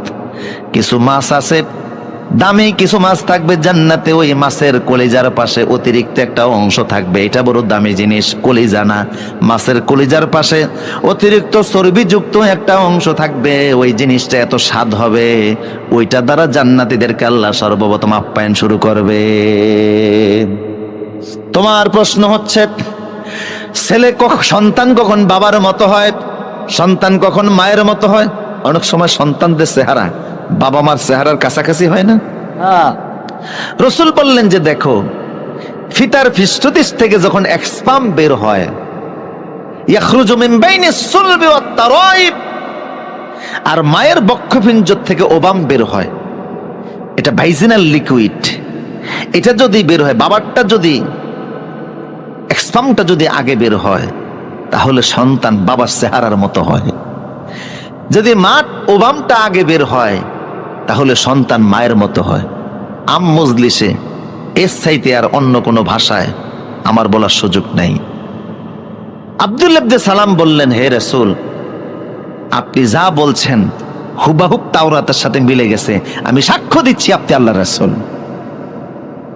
হাত ইয়াদাক, আপনার হাত আগে দেন, আমারে পড়েন, আশহাদু আল্লা ইলাহা ইল্লাল্লাহু ওয়াহদাহু লা শারীকা লাহু ওয়া আশহাদু আন্না মুহাম্মাদান আবদুহু ওয়া রাসূলুহু।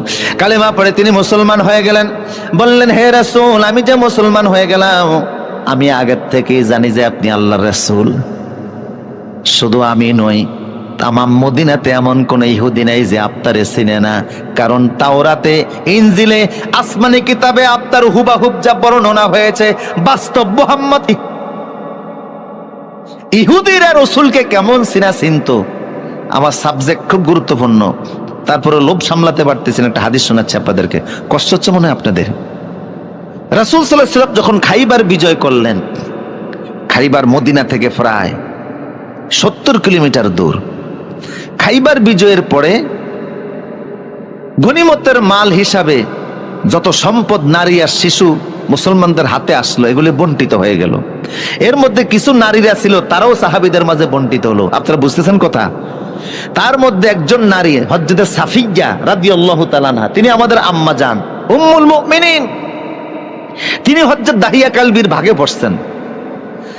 সাজ্জাদা সাফিয়া রাসূলুল্লাহর কাছে প্রস্তাব পাঠালেন যে, আমরা এখন পরাজিত, আমার বাপদাদা আপনার হাতে মারা গেছে, গোটা খাইবার কমিউনিটি আপনার হাতে চলে গেছে, ধন সম্পদ যা পাইছেন সব ভাগ কইরা নিছেন, কোনো আপত্তি নাই, কিন্তু আমি একজন নারী, সাধারণ নারী না।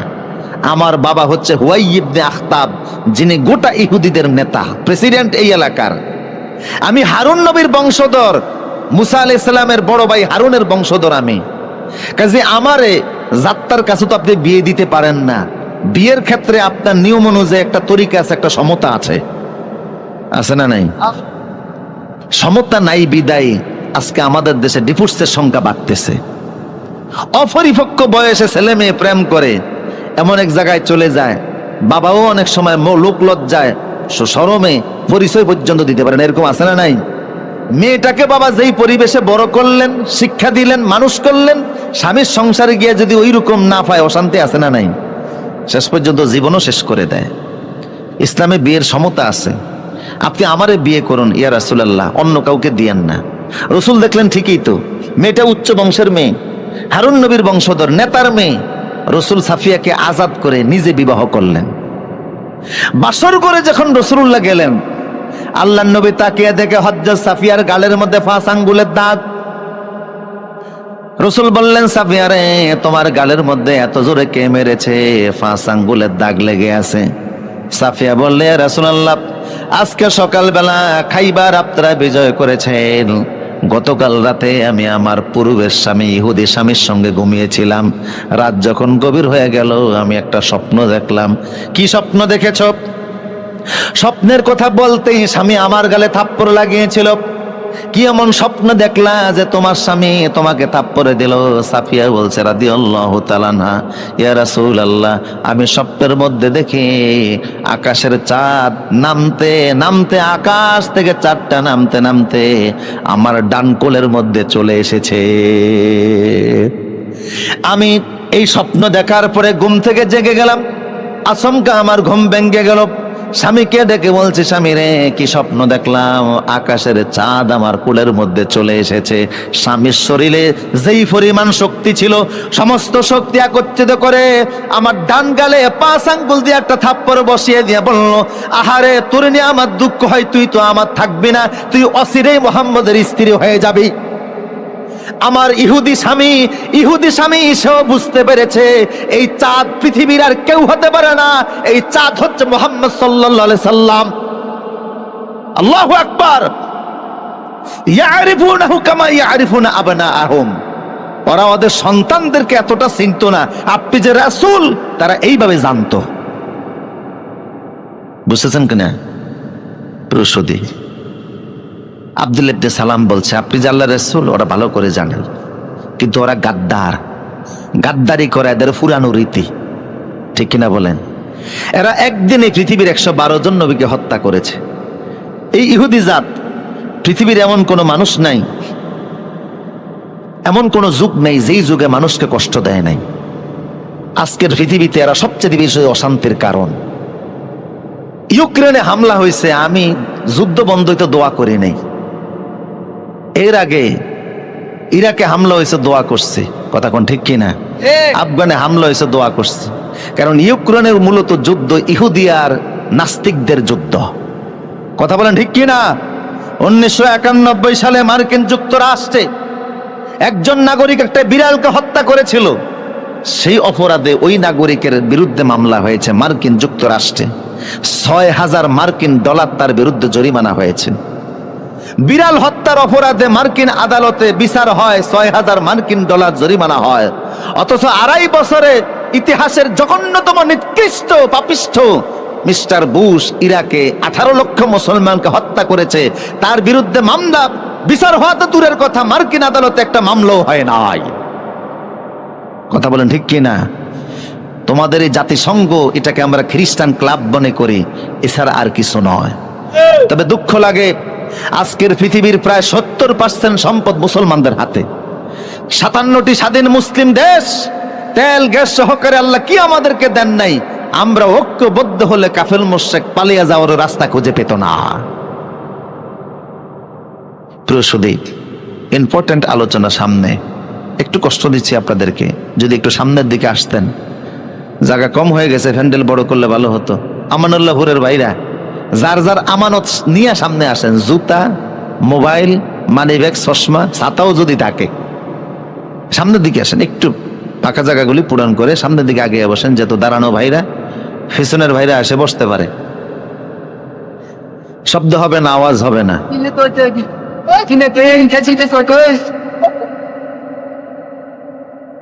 ব্যাস, কোনো আওয়াজ হবে না।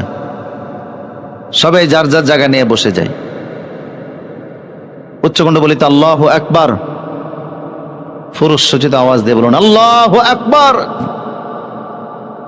আমার প্রিয় সুধী, মনোযোগ আছে তো আপনাদের? আব্দুল্লাহ ইবনে সালাম বলল, হে রাসূল, ওরা যদিও জানে তারপরও আপনাকে ওইভাবে তারা রিসিভ করবে না, কারণ এই গাদ্দারি তাদের পুরাতন অভ্যাস। কিছুক্ষণ পরে ইহুদিরা আপনার সঙ্গে সাক্ষাতে আসবে। আমি একটু আড়ালে যাই, লুকিয়ে যাই, পর্দার আড়ালে যাই। আপনি ওদেরকে ইসলামের আহ্বান জানাবেন, এরপরে আমার সম্পর্কে জানতে চাইবেন, দেখেন ওরা কি বলে। আব্দুল্লাহ ইবনে সালাম একটু পর্দার আড়ালে গেলেন। কিছুক্ষণের মধ্যে ইহুদিদের বড় একটা দল রসুলের সঙ্গে সাক্ষাৎ করতে আসলো। কথা বুঝতেছেন কিনা? আবু আইয়ুব আনসারীর ঘরে আসলো। ওরা আসার পরে সব ইহুদিদের কাল্লা রসুল বলেন, ও ইহুদিরা, বলি আহলাল কিতাব তাআলাউ ইলা কালিমাতিন সাওয়াইন বাইনানা ওয়া বাইনাকুম আল্লা না'বুদা ইল্লাল্লাহ।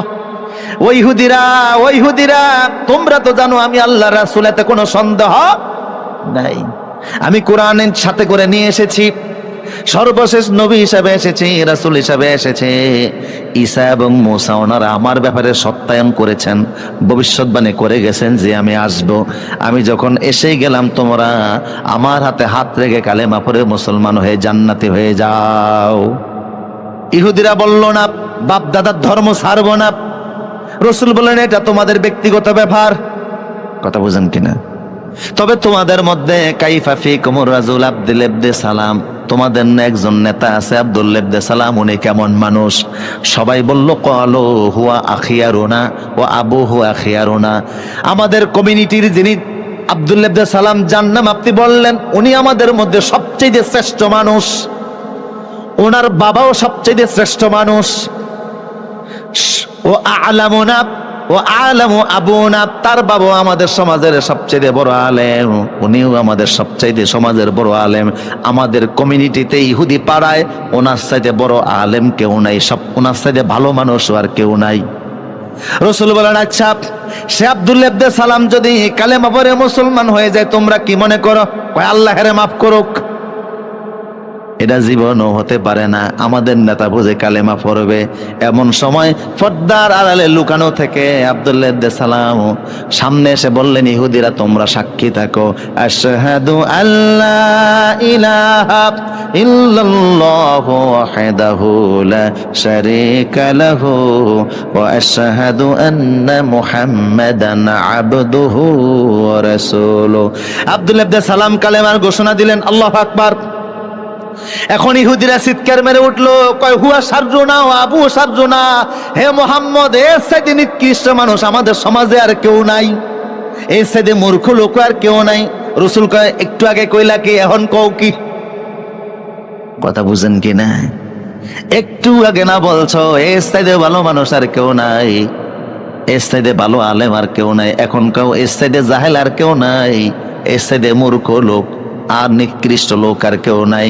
তার মানে আমার দলে থাকলে অনেক বড় কিছু, আমার দলে না থাকলে অন্য কিছু। আমার দলে থাকলে বয়স যদি 40 হয়, হেতো মুক্তিযোদ্ধা। কথা কয় না কা? আমার বাড়িতে একজন আছে, আমার আব্বা মুক্তিযোদ্ধা ছিলেন, আলহামদুলিল্লাহ। আর আমার বিপক্ষে থাকলে যদিও দেশের জন্য, মানুষের জন্য, কোরআনের জন্য অনেক খেদমত করেছে, তারপরেও তার বিরুদ্ধে তোকমা আছে না নাই? হে রাসূল, এটা ওদের পুরাতন রীতি, বুঝেন না আপনারা কথা? এটা ওদের পুরাতন অভ্যাস, পুরাতন রীতি। ইয়া রাসূলুল্লাহ, আল্লাহ রাসূল বললেন, আব্দুল্লাহ ইবনে সালাম, ঠিক আছে, এরা যেহেতু হই হাল্লা শুরু করলো, রাসূল ওদেরকে বের করে দিলেন, যাও চলে যাও, তোমাদের অভ্যাস আগেরটাই পরিচয় দিয়েছো, কিছুক্ষণ আগে কি বলেছো, এখন কি বলতেছো, তোমরা নিজেরাই স্ববিরোধী। কথা বুঝেন কিনা? এই পর্যায়ে এসে আমি এখন যা বুঝাতে চাই, আছেন আমার সাথে? এই আব্দুল্লাহ ইবনে সালাম, উনি কালেমা পড়লেন, সহিভাবেই পড়লেন, ওনার সাথে আরো একদল ইহুদি সবাই কালেমা পড়ে মুসলমান হয়ে গেছে।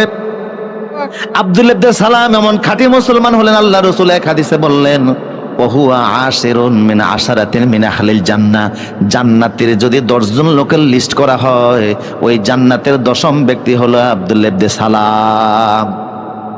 জান্নাতি যদি 10 জন লোকের লিস্ট করা হয়, ওই 10 জন লোকের একজন হলো আব্দুল্লাহ ইবনে সালাম। অথচ সে আব্দুল্লাহ ইবনে সালামের বিপক্ষে আল্লাহ সূরা বাকারার 208 নম্বর নাজিল করলেন। কি করছে আব্দুল্লাহ ইবনে সালাম? কেন আল্লাহ তাদেরকে ধমক দিয়ে সূরা বাকারার 208 নম্বর আয়াত নাজিল করলেন? বুঝতেছেন কথা? আব্দুল্লাহ ইবনে সালাম সেই যুগে ইসলাম কবুলের পরে ইসলামের পরিপূর্ণ বিধিবিধান মানতেছিল, রাসূলের শরীয়তের প্রত্যেকটা বিধিবিধান পালন করতেছিল, নামাজ পড়তেছিল, হজ যাকাত কুরবানি, শরীয়তের যত বিধিবিধান সব পালন করতেছে। কিন্তু পাশাপাশি মুসা নবীর শরীয়তেরও কিছু জিনিস মানতে শুরু করছে। কথা বুঝেন কিনা? কষ্ট হচ্ছে মনে হয় আপনাদের? মুসা নবীর শরীয়তের কিছু বিধিবিধান আব্দুল্লাহ ইবনে সালাম মানে, মুহাম্মদ সাল্লাল্লাহু আলাইহি ওয়াসাল্লামের শরীয়তের বিধিবিধানও মানে। আল্লাহ ধমক দিয়ে আয়াত নাযিল করলেন, খবরদার, ইসলাম আসার পরে অন্য কোন ধর্মের বিধান আমি আল্লাহ অ্যাকসেপ্ট করব না। মুহাম্মদ সাল্লাল্লাহু আলাইহি ওয়াসাল্লামের শরীয়ত আসার পরে অন্য কোন নবীর শরীয়তকে আমি আল্লাহ স্বীকৃতি দিব না। আল্লাহু আকবার। এই সাহাবীদেরকে আল্লাহ ধমক দিচ্ছেন,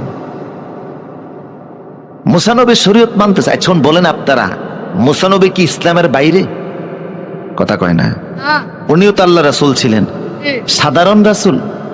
ওয়াকাল্লামাল্লাহু মূসা তাকলিমা, যিনি আল্লাহর সাথে সরাসরি বিনা তারের কানেকশনে কথা বলতেন।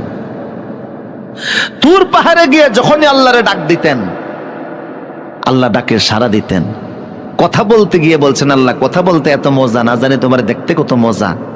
আল্লাহ বললেন, না দেখার চিন্তা কইরো না। উনি কয় না, একটু দেখি না চেষ্টা কইরা। আল্লাহ বলেন, টেস্ট পরীক্ষা দাও। টেস্টের নমুনা হিসাবে আল্লাহ যতটা পরিমাণ নূর তুর পাহাড়ে ছেড়ে দিলেন, উনি ওই নূরের হিট সহ্য করতে না পেরে বেহুশ হয়ে পড়ে গেলেন। ফালাম্মা তাজাল্লা রাব্বুহু লিল জাবাল জাআলাহু দাক্কা ওয়া খাররা মূসা সায়কা, যখন তিনি বেহুশ হয়ে জমিনে পড়ে গেলেন, 7 দিন পর্যন্ত মূসা নবীর কোনো হুঁশ ছিল না। কয়দিন? 7 দিন পরে আল্লাহ বলে, মূসা রে, টেস্ট পরীক্ষায় তো পাস করো নাই, এখন কি দেখার ইচ্ছা আছে নাকি?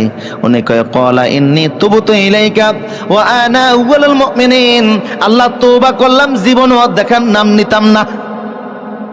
বুঝতে পেরেছি, দেখার চিন্তা করে আমি ভুল করছি, তবে জান্নাতে দেখা দিও। তাইলে দেখতে না ফেললো, আল্লাহ নূরের হিট তাজাল্লির একটা ধাক্কা তো খাইছে। কথা বলেন ঠিক কিনা? তাওরাত ওনার উপরে এসেছে, জলিল কদর পয়গম্বর ছিলেন, রাসূল ছিলেন, আল্লাহ নূরের হিটের ধাক্কাও খেলেন, অথচ সেই নবীর শরীয়ত মানতেছে। আল্লাহ ধমক দিয়ে বললেন, খবরদার, মুহাম্মদ সাল্লাল্লাহু আলাইহি ওয়াসাল্লামের শরীয়ত আসার পরে অন্য কোন নবীর শরীয়ত মানা যাবে না। এখন প্রশ্ন, আব্দুল ইবনে সালাম মুসা নবীর কি মানতেছিল যে আল্লাহ ধমক দিলেন? কথা বুঝতেছেন কিনা? উনি দীর্ঘদিন তো ইহুদিদের নেতা ছিলেন, ঠিক কিনা, আলেম ছিলেন। তো ওনাদের ধর্মের ইহুদি শরীয়তে শনিবারকে সম্মান করার একটা বিধান ছিল। ঐতিহাসিকভাবে ওনারা শনিবারকে সম্মান করতেন, আর আল্লাহ মুহাম্মদ সাল্লাল্লাহু আলাইহি ওয়াসাল্লামকে দিয়েছেন জুমার দিন। সুবহানাল্লাহ বলবেন না? ইহুদিরা সম্মান করে শনিবার দিনকে, খ্রিস্টানরা করে রবিবারকে, আর আমরা করি জুমার, শুক্রবার বলবেন না, বলবেন জুমার দিন। এই জুমা শব্দটা বললেও 50টা নেকি আমল নামায় উঠে যাবে। এই জুমা নামে কোরআন একটা সূরাও আছে, আছে না নাই? কোরআনের নির্দেশ হচ্ছে, ইজা নুদিয়া লিস-সালাহ বিয়াউমিল জুমআহ ফাসআউ ইলা যিকরিল্লাহ। জুমার দিনের আজান যখন হয়ে যাবে আর কাজ করা যাবে না, ব্যবসা করা যাবে না, বাণিজ্য করা যাবে না, দৌড়াও মসজিদের দিকে, দৌড়াও মসজিদের দিকে। আমাদের অনেক মুসল্লিরা আছে মাত্র 2 রাকাতের জন্য দৌড়ায়, বাসার তরে বৈশা খুতবা শুনে। কথা কোন ঠিক কিনা? আমার মসজিদে, চারতলা মসজিদ, দূর দূরান্ত থেকে অনেক মুসল্লিরা নামাজ পড়তে ঢাকা উত্তর বাড্ডা যায়। এখন আশপাশের যারা আছে তারা দেখে দূরের লোকেরা এসে জায়গা আগে দখল করে, এই জন্য হেরা আবার জায়নামাজ বিছানো শুরু করছে। মানে জায়নামাজ বিছিয়ে জায়গা দখল করে পরে আসে। আমি যখন জানলাম আমি ধমক দিলাম, পরে জায়নামাজ সরিয়ে লাইছে। রসুল বলেছে, জুমার দিন তুমি যদি সবার আগে আগে যাও, ইমাম সাহেবের কাছে গিয়া বসো, অদ্দানা মিনাল ইমাম, ইমামের কাছাকাছি বসো, ফাস্তামা আল খুতবা, খুতবাগুলি যদি মনোযোগ সহকারে শোনো, তোমার বাড়ি থেকে মসজিদ পর্যন্ত যেতে প্রত্যেকটা কদমে আল্লাহ 1 বছরের আমল নামায় সওয়াব দান করে দিবেন, আর 1 বছরের গুনার সমস্ত আল্লাহ আমল নামা থেকে মিটাইয়া দিবেন। হাদিসটা সহিহ। 1 বছর নফল নামাজ পড়লে, রোজা রাখলে যে সওয়াব 1 কদমে আল্লাহ আমল নামায় দিবেন, সেই সওয়াব।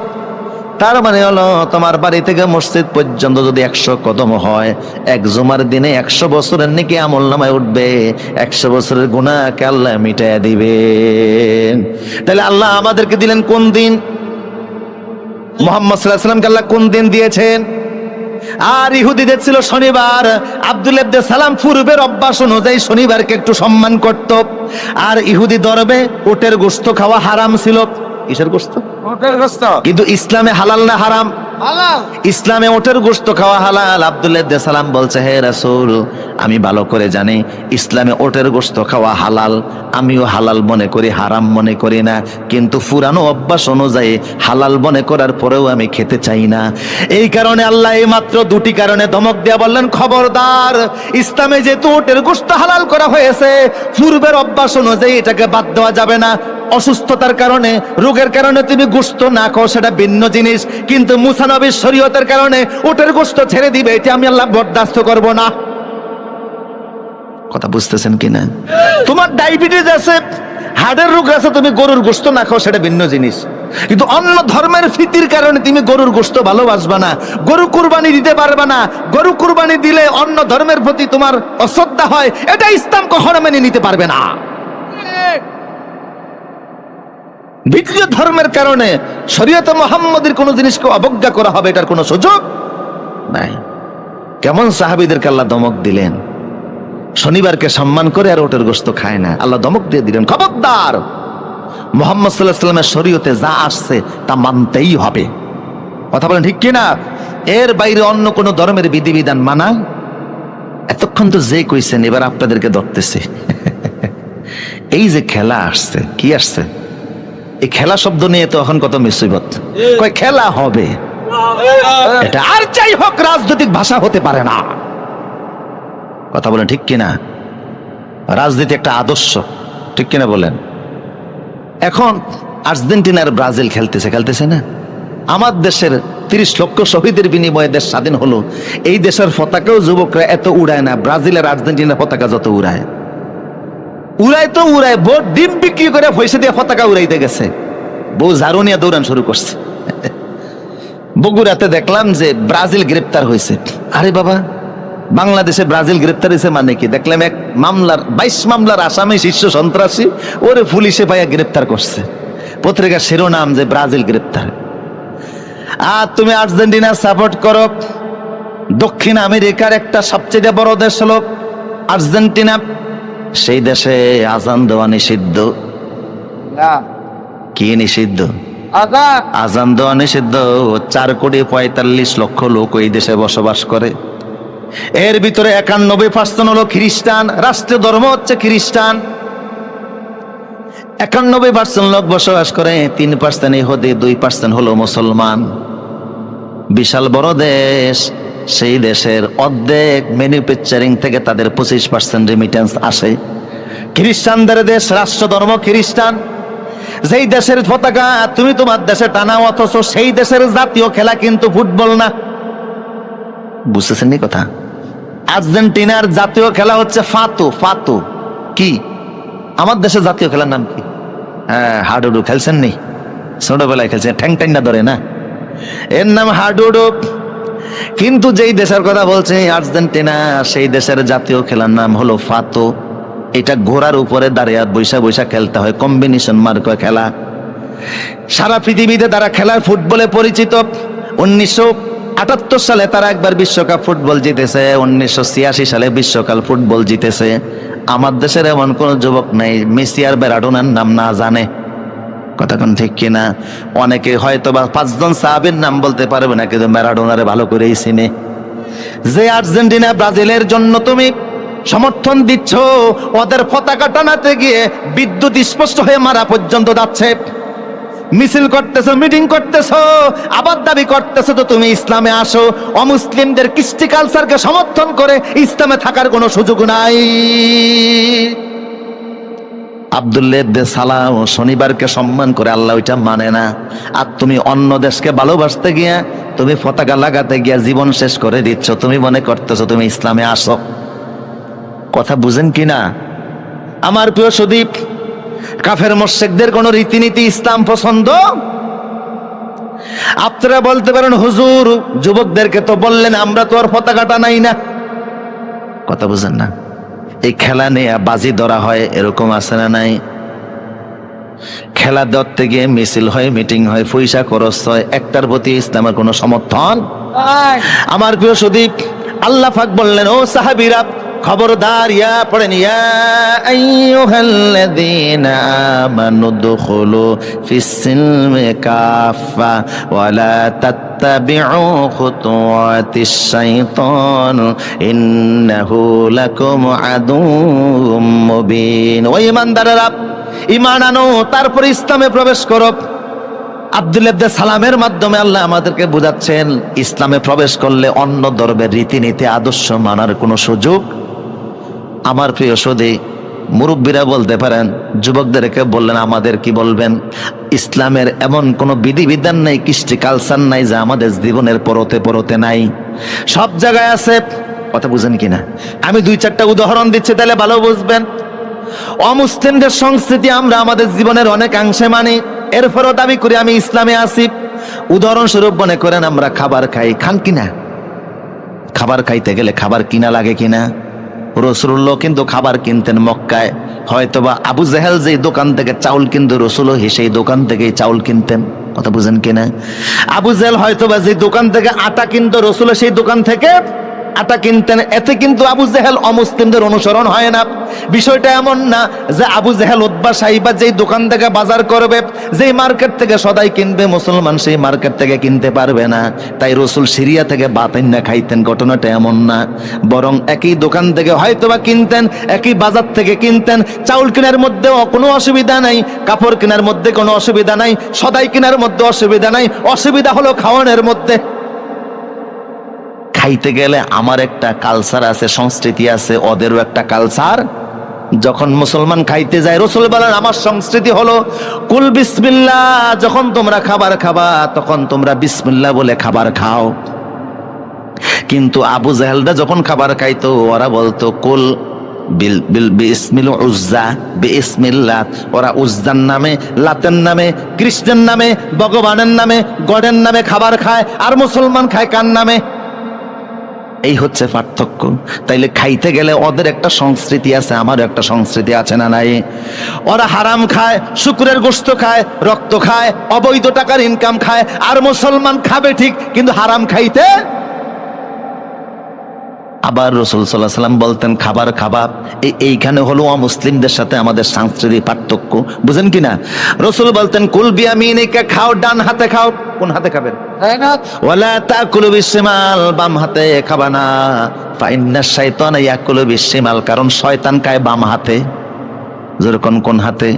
এখন কেমন কিছু মুসলমান আসেনি যারা বাম হাতে খায়। তাইলে ডান হাতে খাওয়া মুসলমানের সংস্কৃতি, ডান হাতে খাওয়া ইসলামিক কালচার, বাম হাতে খাওয়া কাফের মুশরিকের কালচার। ঠিক কিনা বলেন?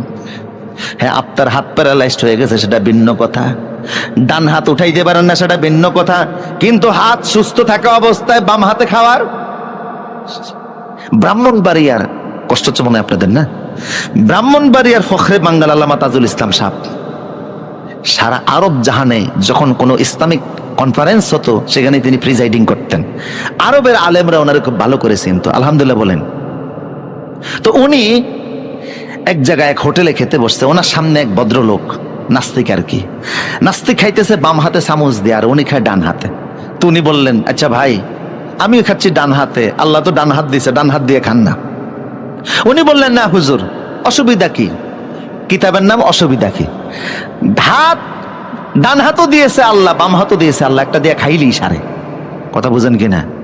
ডান হাতও আল্লাহ দিয়েছে, বাম হাতও আল্লাহ দিয়েছে, একটা দিয়া খাইলেই সারে। তো হুজুর বললেন মুখও তো আল্লাহ দুইটা দিছে, এটা উপরের মুখ, একটা নিচের মুখ, একটা দিয়া খাইলেই সারে। উনি বলে না হুজুর, এটা কি বললেন? উপরের মুখ হচ্ছে খাওয়ার জন্য, নিচের মুখ হচ্ছে যাওয়ার জন্য। উপরের মুখ দিয়া ঢুকবে, নিচের মুখ দিয়া বের হবে। হুজুর বলেন হাতও আল্লাহ দুইটা দিছে, একটা ডান হাত একটা বাম হাত। ডান হাত দিছে উপরের মুখের জন্য, বাম হাত দিছে নিচের মুখের জন্য। কাজ করেন কা? উনি হুজুর অসুবিধা নাই, একটু হাত সাবান তো আছে, ধুয়া লইলেই সারে। হুজুর কয় ভাই সব সময় কিন্তু হাত সাবান দিয়ে ধুয়ে নিলে সারে না। বেয়াই গেছে বেয়াইর বাড়িতে, বেয়াই তো বেয়াইকে দেখে খুব খুশি, নানান ধরনের আইটেম খাবার আইনা সামনে দিছে, কিন্তু খাবার যেখানে স্টার্ট দিবে ছোট্ট নাতি আর কি দৌড়াতে দৌড়াতে বেয়াই সামনে এসে একেবারে জায়গায় আনলোড করে দিছে। কথা বুঝেন কিনা? এখন এইটা সামনে রাখা অবস্থায় খাইতে কি রুচিতে আসে? বেয়াই হয়ে গেছে পেরেশান, এখন কোদাল ভাই কই? কই কোদাল আর করতেন ভাবো, এটা আনতে গেলেও সময় লাগবে। ওই তো ডাউলের যে চামচটা ছিল এটা তো কোদালের মতোই, চিনেন না? ডাউলের চামচ এটা কোদালের মতো না, ওইটা দিয়া টান দিয়া উঠাইয়া জায়গা মতো ফেলে দিয়া ওইটারে কলের তনে পানি দিয়া ধুইয়া একেবারে কেয়ালেমন ডিটারজেন্ট পাউডার দিয়া ধুয়ে নিয়ে আসছে। ওই বেয়াই সব কি করেন? ওই ধুয়ে নিয়ে এসে সাবান দিয়া, কয় বেয়াই যতই সাবান দিয়া তখন আমার রুচিতে আসবে না। তো বোঝা গেল সবসময় সাবান দিয়া ধুইলেও কি হয় না, রুচিতে আসে না। কথা বুঝতেছেন কিনা? তো ডান হাতে খাওয়া এটা ইসলামের সংস্কৃতি, বাম হাতে খাওয়া এটা কাফের মুশরিকদের সংস্কৃতি। তাইলে বোঝা গেল আমাদের খানার মধ্যে ইসলাম এবং অমুসলিমের বিধান আছে না নাই? আবার খানা যখন শেষ হয়ে যাবে, মুসলমান খাওয়া শেষে বলবে আলহামদুলিল্লাহিল্লাযী আতামানা ওয়া সাকানা ওয়া জাআলনা মিনাল মুসলিমিন। বলছি একবার বলছি, আর আসা জায়গা নেই, একবার বলছিলাম এদিকে কিছু জায়গা আছে, আর বাস বসেন, জায়গায় বসে থাকেন। নাড়াচাড়ায় সমস্যা হয়, সঙ্গীত হবে তখন নাড়াচাড়া দিয়েন, আমার দিকে তাকান, ডিস্টার্ব দেওয়া যাবে না। উচ্চকণ্ঠে বলেন আল্লাহু আকবার। বাস আজকের ওয়াজ দাঁড়িয়েই শোনেন, কষ্ট হচ্ছে না তো আপনার? ইনশাল্লাহ দাঁড়িয়েই যদি কিছু ওয়াজ না শুনতে পারে এরা ইসলাম বিজয় করবে কেমনে? সামনে তো কঠিন দিশা আসতেছে, কথা বলে ঠিক কিনা? ইসলামের জন্য যদি এক সাগর বুকে রক্ত দিতে হয়, রাজি আছে না নাই? কারা আছে হাত তুলে দেখো।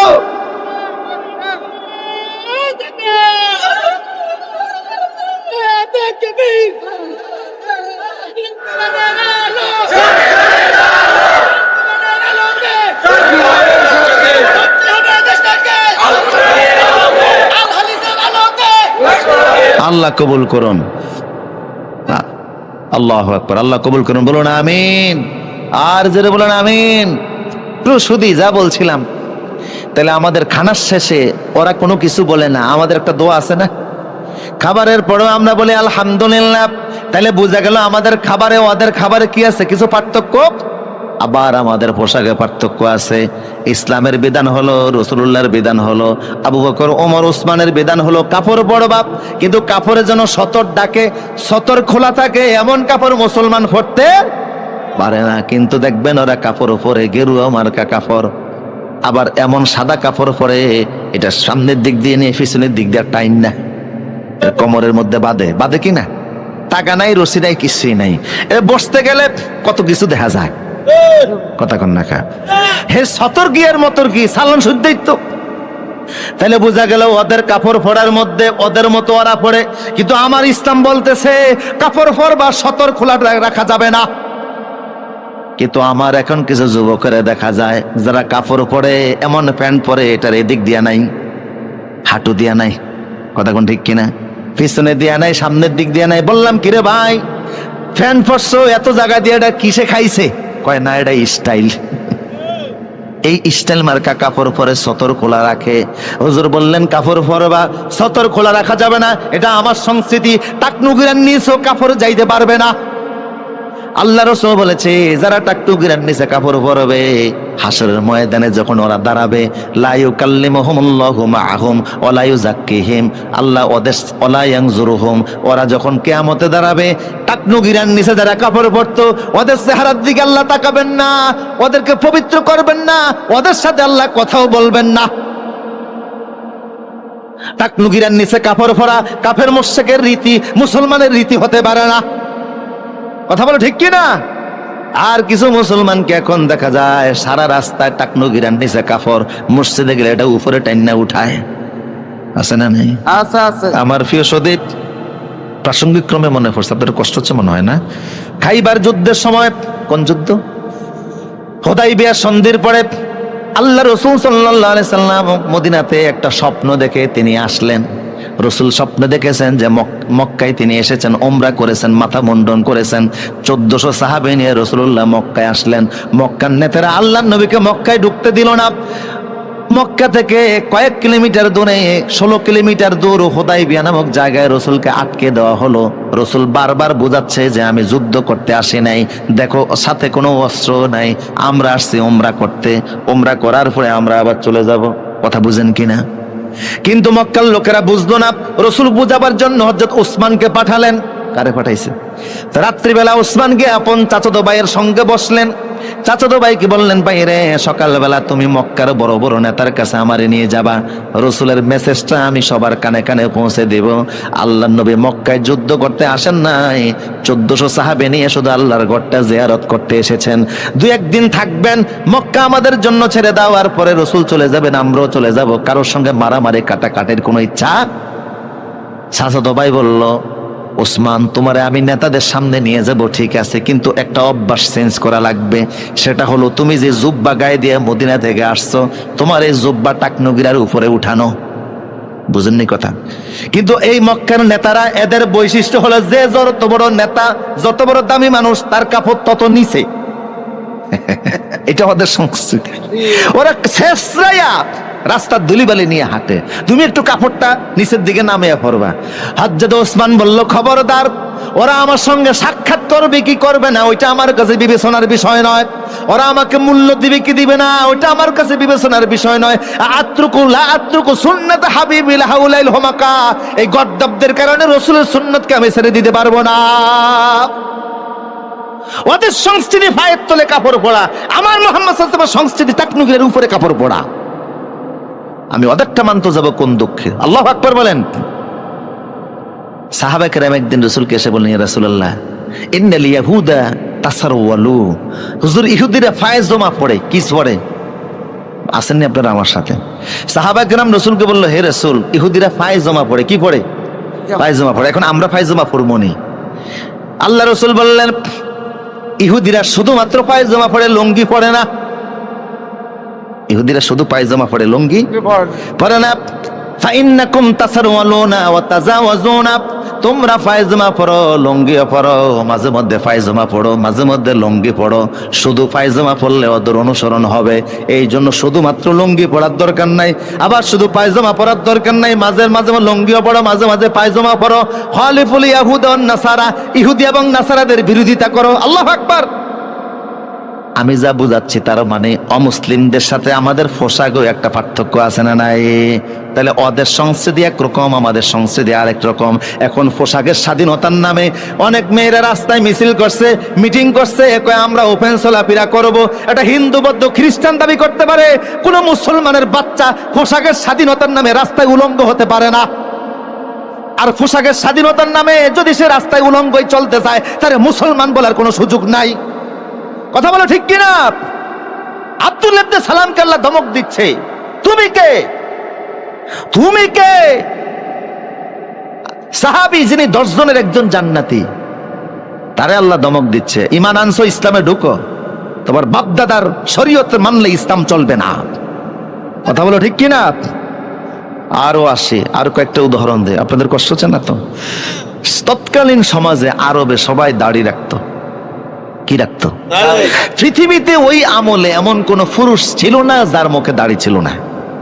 কথা বুঝতেছেন কিনা? আবু জেহেলের মুখে যে দাড়ি ছিল, এরকম এই পর্যন্ত ছিল ওর দাড়ি। এই জন্য বদরের যুদ্ধ যখন মারা গেছে, এক পর্যায়ে সাহাবী যখন দেখে ওরা ধরতে পারতেছে না, দাড়ি দুইটাও টাইনা উড়াইছে। এরপরে যখন দেখে কল্লা ফিসলিয়ে যাচ্ছে, তখন কানের মধ্যে হযরত আব্দুল ইবনে মাসউদ ও তলোয়ারের বাট ঢুকাইছে, এক কান দিয়ে ঢুকে আরেক কান দিয়ে বাইর করে এরপরে লয়ে গেছে। আবু জাহেলের দিচ্ছে, তা আমাদের অসুবিধা কি? আরো বেশি দেওয়ার দরকার ছিল। আচ্ছা, যাই হোক, প্রসূদীপ ওই আমলে সবার দাড়ি ছিল, কিন্তু ইহুদি খ্রিস্টানরা মুসেরে লম্বা করে দিত আর দাড়িরে তারা কাটতো, প্রতিদিন কাটতো, দাড়ি খাটো করতো আর মুসেরে। আল্লাহ রাসূল বললেন ইফাউল লুহাব, বুখারী শরীফের 880 হাদিস, ইফাউল লুহা ওয়া কাসসু শাওয়ারিব। রাসূল বললেন তোমরা দাড়িরে আল্লাহর ওয়াস্তে মাফ করো। রাসূল বলেন নাই তোমরা দাড়ি রাখো, দাড়িকে লম্বা করো। রাসূল বলেন নাই দাড়িকে লম্বা করো। রাসূল বলেন আল্লাহর ওয়াস্তে দাড়িরে ক্ষমা করো। দাড়িরে কি করো? কথা কয় না। দাড়ির সঙ্গে কি অপরাধ করলেন? দাড়িরে ক্ষমা করা লাগবে। তার মানে হলো ইহুদি খ্রিস্টানরা প্রতিদিন দাড়ি কাটে, তুমি প্রতিদিন দাড়ি কাটবা না, তুমি দাড়িরে ক্ষমা করো, দাড়িকে ছেড়ে দাও। সুবহানাল্লাহ। ওদের মতো তুমি করতে যেও না। অকাস্য শাওয়ারে, এবার মুসকে খাটো করো, মুস খাটো করো, দাড়িকে ছেড়ে দাও। আবার রাসূল বললেন সাহাবীরা যাদের দাড়িগুলি সাদা হয়ে গেছে, পেকে গেছে, চুলগুলি সাদা হয়ে গেছে, পেকে গেছে, হাম্মিরু ওয়াসফিরু, তোমরা যদি মনে করো সাদা চুলকে কালারিং করবা, সাদা দাড়িকে কালারিং করবা, তাহলে লাল রং লাগাও অথবা হলুদ রং লাগাও। ওয়াস্তানিবু সাওয়াত, কালো রং লাগেও না, কারণ দাড়ি এবং চুলে কালো রং লাগানো ইহুদি খ্রিস্টানদের রীতিনীতি। এখন অনেক মুসলমান আছে সেলুনের মধ্যে বৈশা দাড়ি আর চুলেরে কি করে? সাদা ডারে। তুমি কেন কালো করলা? তোমার দাড়ি আল্লাহ সাদা বানাইছে কেন তুমি তো জানো না? সাদা দাড়ি মানে হচ্ছে মৃত্যুর প্রস্তুতি। কথা কয় না। সাদা চুল মানে হলো মৃত্যুর প্রস্তুতি। এটা আল্লাহ ইচ্ছে করে ইব্রাহিম নবীর মাধ্যমে দিয়েছেন। ইব্রাহিম নবীর আগে বহু মানুষ বছর হায়াত পেয়েছে, ওদের দাড়িগুলি কাঁচা ছিল। আদম আলাইহিস সালাম 1000 বছর হায়াত পেয়েছেন, মরণের সময় দাড়িগুলি কাঁচা ছিল। আদমের দাড়ি কি ছিল? হযরতে যুলকারনাইন 1600 বছর হায়াত পেয়েছেন, মৃত্যুর সময় দাড়িগুলি কাঁচা ছিল। হযরত নূহ আলাইহিস সালাম 1450 বছর হায়াত পেয়েছেন, মরণের সময় দাড়িগুলি কাঁচা ছিল। কিন্তু হযরত ইব্রাহিম আলাইহিস সালাম মাত্র 200 বছর হায়াত পেয়েছেন, ওনার মরণের সময় দাড়িগুলি পাকা ছিল। ইব্রাহিম নবীর মাধ্যমে পৃথিবীর মানুষের দাড়ি আল্লাহ সাদা বানাচ্ছেন। আল্লাহ বোঝাচ্ছেন ইব্রাহিম, এটার মাধ্যমে আমি আল্লাহ দাড়ি সাদা করলাম, মানে মৃত্যুর প্রস্তুতি নাও। আল্লাহু আকবার। তা আল্লাহ কয় তুমি মৃত্যুর প্রস্তুতি নাও, আর তুমি যাইতেছো জওয়ান হইতে। তার মানে আল্লাহর জিনিসের তুমি বৃদ্ধাঙ্গুলি দেখাচ্ছ। কথা কোন ঠিক কিনা? আবার কালো দাড়িরেও লাল বানানো যাবে, যেটা কালো আছে কালোই থাকবে, সাদা হইলে আপনি কালারিং করেন, লাল বানান অথবা হলুদ বানান, কিন্তু কালো দাড়িরে কালো চুলেরে কালারিং করা যাবে। আমার অনেক যুবকরা সেলুনে গিয়ে কালারিং চুল করে, এরকম আছে না নাই?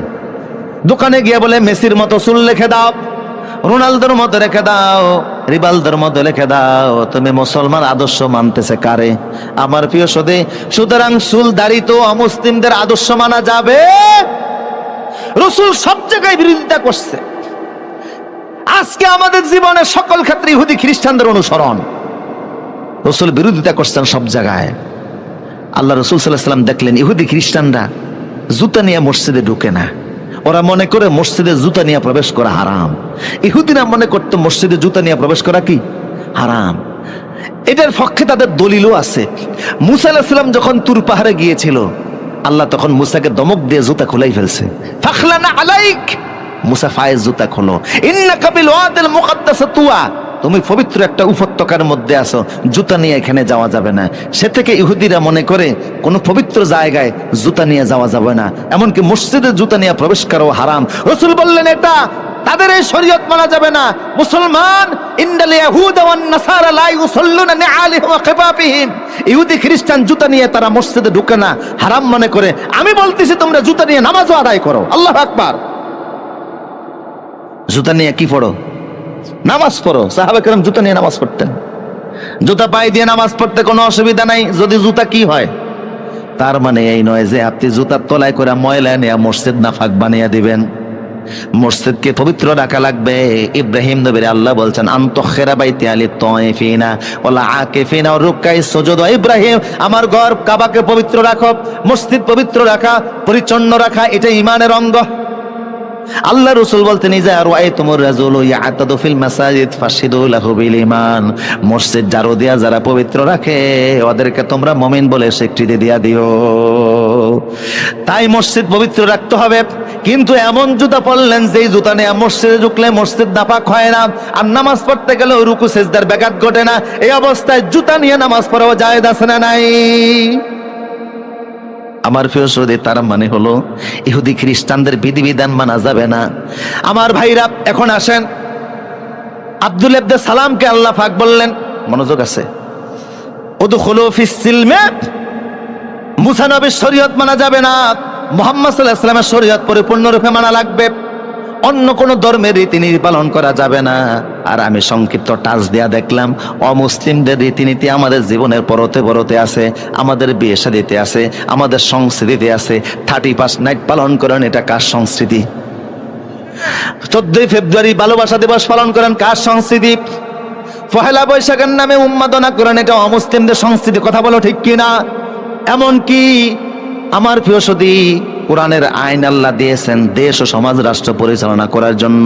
আল্লাহর সে আইন বাদ দিয়ে ব্রিটিশদের আইনে আমরা দেশ ও সমাজ চালাই। কথা কোন ঠিক কিনা? অমুসলিমদের আইন দিয়ে বিচার ফায়সালা করি, রাষ্ট্র সমাজ চালাই। আর তুমি মনে করি ইসলামের মধ্যে আছে এত সোজা না? কথা বলো ঠিক কিনা? উদখুলু ফিস সিলমে কাফা, ইসলামে যখন ঢুকেছো আর কারোর আইন মানা যাবে না। সংসদ থেকে শুরু করে জীবনের সকল ক্ষেত্রে আল্লাহর আইন মানতে হবে। ঠিক কিনা বলেন? এখন শেষ কথা বলছি, আল্লাহ কি বললেন? উদখুলু ফিস সিলমে কাফা, ইসলামে প্রবেশ করো। তাহলে বুঝা, ইমানদার যারা ইমান আনছে ওদেরকে বললেন আল্লাহ ইসলামে ঢুকো। তার মানে হচ্ছে ইমান এক জিনিস, ইসলাম আরেক জিনিস। এখন ইমান কি আর ইসলাম কি? সংক্ষেপ বলছি, 2 মিনিটের ভিতরে বলছি। ইমান শব্দের অর্থ হচ্ছে বিশ্বাস। ইমান শব্দের অর্থ কি? আল্লাহর প্রতি বিশ্বাস, আখিরাতের প্রতি বিশ্বাস, পরকালে বিশ্বাস, নবী রাসূলে বিশ্বাস, তাকদীরে বিশ্বাস। শুধু এক কথায় বিশ্বাসের নাম হলো, আওয়াজ দিয়ে বলেন, বিশ্বাসের নাম হলো ইমানের আরেক নাম বিশ্বাস। আর ইসলাম কি? হাদিসে জিব্রাইল, হাদিসে জিব্রাইলের মধ্যে আছে ইসলাম হলো আনতাশহাদা আল্লা ইলাহা ইল্লাল্লাহ ওয়া আন্না মুহাম্মাদুর রাসূলুল্লাহ ওয়া তুকিমুস সালাহ ওয়া তুতিয়াজ যাকাত ওয়া তাসুমা রমাদান।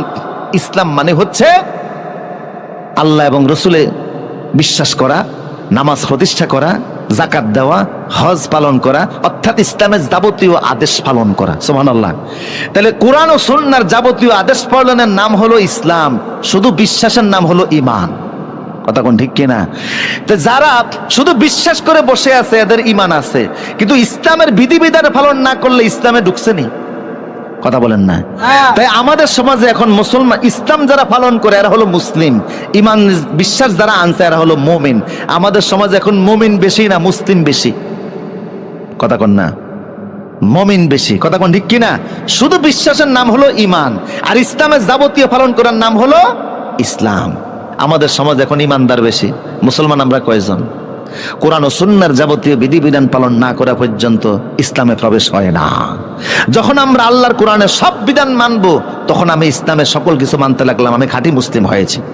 কথা কোন ঠিক কিনা? এই জন্য ইমানদারের বহু উপরে মুসলিমের দাম। আমরা ইমানদার হইতে পারছি, মুসলিম হতে পারি নাই। তাই আল্লাহ বললেন, আগে ইমান আনো, তারপর ইসলামে প্রবেশ করো। আগে হচ্ছে ইমান, পরে কি? ইসলাম। ওয়ালা তাত্তাবিউ খুতুওয়াতিশ শয়তান, কাফের মুশরিকদের অনুসরণ করো না, সে তোমাদের প্রকাশ্য শত্রু। আল্লাহ আমাদের সবাইকে এই সূরা বাকারার 208 নম্বর আয়াতের ভিত্তিতে যে কথাগুলি বলেছে আমল করার তৌফিক দান করুন। আজকের প্রধান মেহমান তিনি কিছুক্ষণের মধ্যে আসবেন, হুজুরের আলোচনাগুলি শুনে যাবেন। আমার অত্যন্ত শ্রদ্ধা। আমারও যদি কেউ বাংলাদেশে জিজ্ঞেস করে আপনার প্রিয় আলোচক কারা, প্রথম তো আমি বলবো মাজলুম, কোরআনের 60 বছরের মুফাসসির